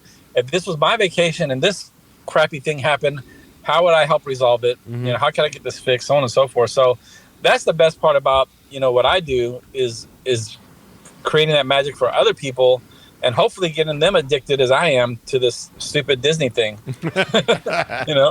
So I don't think there's any other fan base out there. I don't even think Star Wars people are this crazy for that franchise. Yeah. We are some weirdly obsessed people about the oddest things, man. It's crazy how Disney nerds are in this universe we live in. But man, thanks for you guys for letting me hang out for a few hours. It's been cool catching up and listening to this stuff, because honestly, I was cracking up the whole time. Definitely miss recording with you guys every week, but you guys are keeping it going. So just keep doing what you're doing, man. Absolutely, dude. You want to give out your info real quick before you get off the air? Oh, sure, man. Well, and if for whatever reason Rachel's out in the Bahamas and you can't get your phone call or you can't check her emails, you can still give me a call, man. That doesn't happen. 832-431-1621. Same phone number. Email at Wait, what phone number, man? You've been given 10 million phone numbers. Nah, same one. 832-431-1621. Suck this. That's what I hear. That's what it spells out to. Yeah, it does. I know. I don't know if it does, but he's given 10 million phone numbers. No, what's your actual phone number? 832-431-1621. There it is. 500 shows. After all these years, we get the final actual number. Wow. Awesome. There it is. All right, cool, man. Later, Lee. All right, Goodbye. Lee. Bye, Josh. Take care, See you, Rose. muscles. All right, Kirk. Yes, what? What are you thankful for? It's Thanksgiving. Oh, first off, I've already stated it. Thankful for Eli. Don't know where I've been without Eli in my life. Danny, we got to leave the room again. I'm getting off a cliff now. It's okay. No, don't get choked up. Right there with you. I know there's love. Y'all sit across from each other. Oh, I'm gazing. In the studio. Even though he's not looking back at me, I'm gazing longfully but into his direction. you see that frontal energy. I can tell that they're playing footsie under the table. Danny, I got to go. I can't deal with it. His legs reach all the They're closer to me than they are to you yeah, guys. yeah. Dude, Hey. I'm happy I'm this far away. Once I hopped in his bed, my life changed. Anywho, well, thankful for you guys, and thankful for knowing that for everything that's weird about me, at least this one little thing I share with a lot of other people. But Really? before that, everybody loves Disney. Everybody loves Disney. Everybody loves the movies. Everybody loves the cartoons. Everybody loves to go to the parks. Yeah, absolutely. This is a different level of that. Not everybody likes the history. Even though with social media now, a lot of more people know about it and they like it, but this is a group of people who are into it. Yeah. My favorite episodes that y'all do is when y'all get into the history. And we're sexy. Yeah, I hear you. And you're sexy? Yeah. Oh, that goes without saying. Yeah, exactly. Like your shows on Disney Springs prior, Pleasure Island. Yes. Still some of my favorites. Still some of my favorites. I could list those over and over again. Danny and I worked on that one. That was a lot of fun. The in-depth details you're giving, that's just amazing. And to go on with Lee, as far as other Disney podcasts, when I first started listening to you guys, I had a list. I mean, WWD, Lou Mangello, there was a bunch of others. Now it's strictly just what was y'all. that one that you used to be on? You were like a quarter main. Half main? Pirates of Magic Kingdom. Pirates of Magic Kingdom. Oh, Captain Stan. Captain Stan. I remember that. Yeah, half-assed. Quartermaster. Quartermaster. That's Alan right. Quartermain. Yeah, half a main. Brought that back. I've totally forgotten about that. But I think, and I've said it before on other shows, y'all have built a community here that need to be proud of. You have connected people from all across the country, across the world. I'm not sure. Definitely all across this country, who have become real life friends. Oh, this is true. That's because of y'all. That's something for y'all to be proud of. That's something we can all be thankful for. Y'all have brought a community of these people together. And look at Rachel. She was not look at her. Not literally look at her. her. There she is. She may be falling asleep right now, hearing me ramble on, but she started off as a listener. Now she's a part of it. Even more so as she's on every week. Even if she's not here, you still hear her voice. Yeah. So it's that's what I'm thankful for. I'm thankful for you guys, I've learned so much from you all. I found somebody else who's just as fanatic about the Haunted Mansion as I am. Thank you. And I think our fandom has grown together. Thank you. Oh, Eli, you and I shared a passion for the books, for the funny books. Yeah, absolutely. Kevin, you and I shared a hug every now and then, and long community talk. That's what we share. That's what we share right there. Yeah, sure. If you appreciate the madness. Oh, Yeah, my he God. brings all the gladness. I brought you all the gladness. He just brings with that all jingle. the gladness. C'est la vie, mon chien. And Kirk, you and I share our undying love for Animal Kingdom Park. Oh yes. Well, that's what I was going to say. When I was talking about the show last week's show, things you've never ever done. I've never ever done rope drop at Animal Kingdom, You and I never done never an animal will. drop either. And I never will. Never will. That's a bond that Rachel and Kirk will forever I definitely share. did rope drop Animal Kingdom. I know it's time to stop. I know we're going on very long, but I wish we could go a little bit longer because I think Kevin's just about at the point of passing out. You hadn't had that much to Dude, drink yet. no. There's only one time which I passed out. If he's going to pass out, it's just because he's tired, not because he's there is that. We worked a full day. The slurring is starting, I can tell. Yeah, but I mean, to be fair, and there's a video out there, and I fully throw myself out there. There's only 2 times I've been fully drunk on this podcast. You fully threw yourself at that microphone, too. Yeah, number 1, the Kevin Appreciation Show. I freaking got lit up. Yes, you did. It was great, but I didn't pass out. No, you did not. No. But your wife had to drive down. My wife had driveway, but you didn't throw. No, that was safe. Good times. The second time I got completely lit on this podcast we're recording was when I went to Commander's Palace with a bunch of coworkers. Right. Yeah, but you guys did great. And my ass was on that couch, I which just is kept not full. talking. Yeah. I just kept going. Yeah, but y'all, each one of y'all laughed. It's like I can't, and y'all just started busting out laughing. Oh, well, as long as because I was passed out like once we a figured out you weren't dead. Rachel held that whole thing together. She did. There's She no did. question. Yes. Yeah. I was on that couch, passed out. It was great. Oh, sidebar. Yeah. Episode 243 for November 2018. Crap. What the hell, dude? Episode 243 for November 2018. Okay, Jarvis. That is the Price is Right P episode.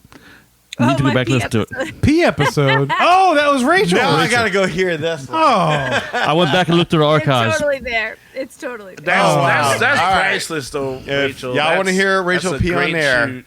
But that Go find it. y'all need to book with her if you're going to Yes. listen to that. No. Yeah, we wouldn't have surprised y'all Yes. if it hadn't been for Rachel. Rachel really came through in the No, clutch wait. on Time out. that. I've been going through the past 100 celebrations. Yeah. But Rachel, I don't know if you remember, but on show 300, you predicted the Lightning Lane situation. You predicted really? in Hollywood Studios, and I should release that clip, but in Hollywood Studios, you said, and I remember, it's like, the way they have it structured lends itself to an extra cost for Fast Pass, which led it to be Lightning Lane, which was an extra cost to the Fast Pass. So Oh. you predicted that on show 300 of the Magic Our Way podcast. And this is Wow. before you even the show. You were just when the movie. That's incredible. Yeah. Yeah. I'll isolate that. Maybe I'll release it one of the shorts for Look, 500. I will say this. Without Rachel, I don't know if this show would have made it to 500. Yeah? I really don't think so. Like, I think we would. It's a shot in the arm. For I think sure. we would have just like when Lee was schedule was getting busy and we were trying to overcompensate and everything that was going on, stuff like that. I think we would have probably gotten to a point where, like, we've said everything. Like, my goal was just to make it sure that if I ever shuffle off this mortal coil, that there was a show of the Magic Our Way podcast where every single year my daughter could hear me, like, just Oh, going yeah, on YouTube or something like absolutely. Yeah, that. yeah. That was my goal. But when we got to that point, I'm like, I could have let it go. But if not for Rachel coming on the show, I don't know that we would have survived past that. I think we probably all would have packed it up. I kept it going. And yeah, absolutely. I can't thank her enough because, I mean, she has been the booster shot, if you will, that it's kind of been like, wow, okay, wait, there is life outside of this. Let's go in a different direction. And I can't thank you enough, Rachel. Seriously, this doesn't work. Yeah, thank you guys for Yeah. having me. Yeah, no, thank you for saying yes. Yes. Absolutely. That's a big point. Yeah. All right, so look, we went through the entire show. We got all the segments. You heard all the jingles. You know how the jingles go. And so we want to definitely thank you for joining us on this 500th show. We got a lot more stuff to do. And if you listen to 499, we got a list of stuff to do. I mean, it's insane. And so, yeah, man, if you want to book a vacation to any of this stuff, Rachel is the person to do it with. Rachel, what you got going on? Yes, 500 shows, and I'm so thankful for this fan community and for you guys. And the best way that you can help support the Magic Our Way podcast is to support our stuff.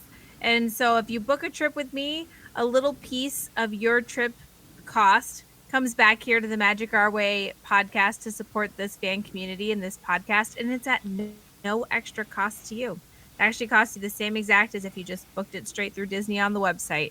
So please reach out. I would love to help make your vacation super special, super magical. We talked about the importance of having a travel planner that treats your trip like their own, and I promise you that is what I do. You can get me, Rachel, at magicourway.com. That's RACHEL at magicourway.com. You can also find me on social media. I'm at R Family Magic. That's the letter R and the words Family Magic, all one word, on Facebook, Instagram, YouTube, and a little bit on TikTok. So you can find me there. And another really easy way to get in touch with me is my phone number, and it's always the same. And that is 978-432-WISH. Yeah, WISH. Hopefully it's easy to remember. So thank you again. Thank you for 500. Thank you to Kevin and Danny and Eli for creating this great podcast space in the world. And thank you to the fan community for helping us come back every week to do this. Absolutely. Awesome. Beautiful. And look, man, Eli does things with comics. And because it's the 500th, I feel like I should play this particular outro. So, Rob, take it away. Hey, Rob Liefeld here. Deadpool, Cable, X-Force, Domino, Marvel Comics, Image Comics, all of it. You guys, what is up? Eli Ivory. What a great name. Eli Ivory, comic guru. I'm here to talk about you. I am here to say, check out ivorycomics.com. That's right, you. Check out ivorycomics.com. ivorycomics.com. If you're not doing that, you're missing out. You're missing out. The Savages comic cannot be beat, cannot be surpassed. You need to check it out, experience it for yourself, and you know the story. It's all about the glory. Congrats to you and all the magic that you're making with your Ivory Comics. Eli Ivory, comic book guru. Check out ivorycomics.com, comic book guru. Eli Ivory, the whole package. Deadpool said to. Do it. ivorycomics.com right now. Liefeld out. That's right. Suck it, Vinny Jones. Thanks, Rob. And look, since the last show, I just want to 500. I just want to thank everyone that has supported me by going to the website, buying the books. Of course, Savages, the Molly Be Damned, and Project Geisha. That really means a lot. So makes me want to keep doing it. And of course, there's always the link to the Magic Our Way podcast for every episode you want, every episode you need, any trip report that's been done, any adventure we've ever done, any opinion that's ever been said. It's all there. It's all synergy. That's how it's been. We have only done it one time. We've done it 500 times. That's saying a lot. So, yes, support us all. Thank you guys for what you've done. Of course, you know the spiel. You know the deal on social media. Facebook, I'm right there. If you're a real person, pleasure to meet you. If you're a bot, there's really too many of you right now. Since I've been saying that, there's been a lot of bots coming at me. I posted crazy. one of them. Yeah, no, F that. No. Kirk loved the bot that I posted. Yeah, but that's still creepy as hell, Kevin. No, but he loved it. All right, well, fair. He loved it. Fair, but they're not real, though. It make me feel like I should start changing my profile to Sarah Connor at this point. Oh, man. Terminator. Yeah, but yes, Eli H. Iris, where you can find me there. Of course, there is on Facebook the Project Geisha fan page, so you can just go facebook.com/Project Geisha. Instagram, EIV504. And, of course, on X, you can find me at Hancock10166. So, yet, again, thank you guys for the friends that have been made all this time, the insight that's been shared, and the books that you've bought from me. It makes me want to do this more, and I really appreciate the support for the creativity. So, yeah, if you appreciate the madness, then you're just bringing me the gladness. Thank you very much. And we want to make sure we thank the guests on our show. We talked about Lee, we talked about Mark, and now we have Captain Cajun, Officer Mohican, Chavez. And here it comes. Wait. Lee Chavez. We're waiting. All the stuff. It is. Look at that move. How could you deny this music? It's the greatest music from Police Academy Buford ever. Timo Weekend. I didn't deny anything. Weekend. That's the music. That is the music that makes me happy. I mean, it's still playing. Smooth as silk, baby. Man. Squirt. He loves that. I like how that's your line from that little skit. I love that. Man. See? He loves it. And he's been on every 100 show. And I'm so thankful that you're here to join us. Yeah. On 500. Yes. Oh, I'm thankful for being invited back to come on and everything. Dude, It's like there's being no so doubt. welcome. There's no doubt. Being so welcomed. It's like Me so horny. It's great. We don't play around. This really is the voice. All you got to do is say, I really want to be on your show, and we'll have you on. Oh, I know this. It's not that I've hard. done it before. Yeah. Yeah, because we have to educate the nation on a real Cajun voice. I've And done it you are before. no doubt a Cajun voice. That's right. We're not talking about the freaking fly in Tiana. I mean, you listen to Kirk's voice. That is real. Ray was the voice. But you, sir, from Lafourche Parish, it's right close to Terrebonne and Acadiana, all those areas. You have the voice of the Cajun Nation. How do you feel about that? Cajun Nation. That's a big load on my shoulders. There. I mean, that's a big burden on my shoulders to say I speak for all of them. But okay. Dude, Eli, get that load off his shoulders. Yeah, Eli, please take the load off my shoulders. Yeah. I'm about to say, look, no fault. Shake It's a it big off. load. But okay. I'm proud to be here and represent.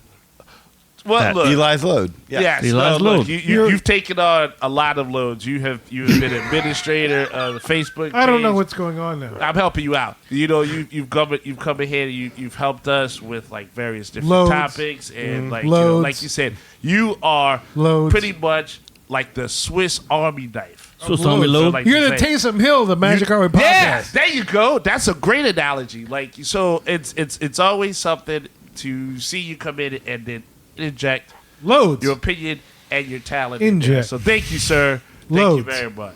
Listen to the Magic Our Way podcast. Kevin is always offered a Uber ride home. Just so you know. And That's a good right. bathroom. Yes. And a I good love In it. my pants. Where you at? Yeah, look. And so, yeah, thankful for each one of you guys for listening to the show, supporting us. Yeah, it's just great. Look, and, I could say the same spiel. Patreon.com/magicaway. Bunch of tiers. But look, I'm going to just get right to it. Thank you for 500. It's been a great ride, and we look forward to 500 more. 500 more. And a belch. And a partridge in a pear tree. That's right. But look, there's only one thing I can say, and that is Quaharini. My name is Kevin. I'm Danny. Magic out.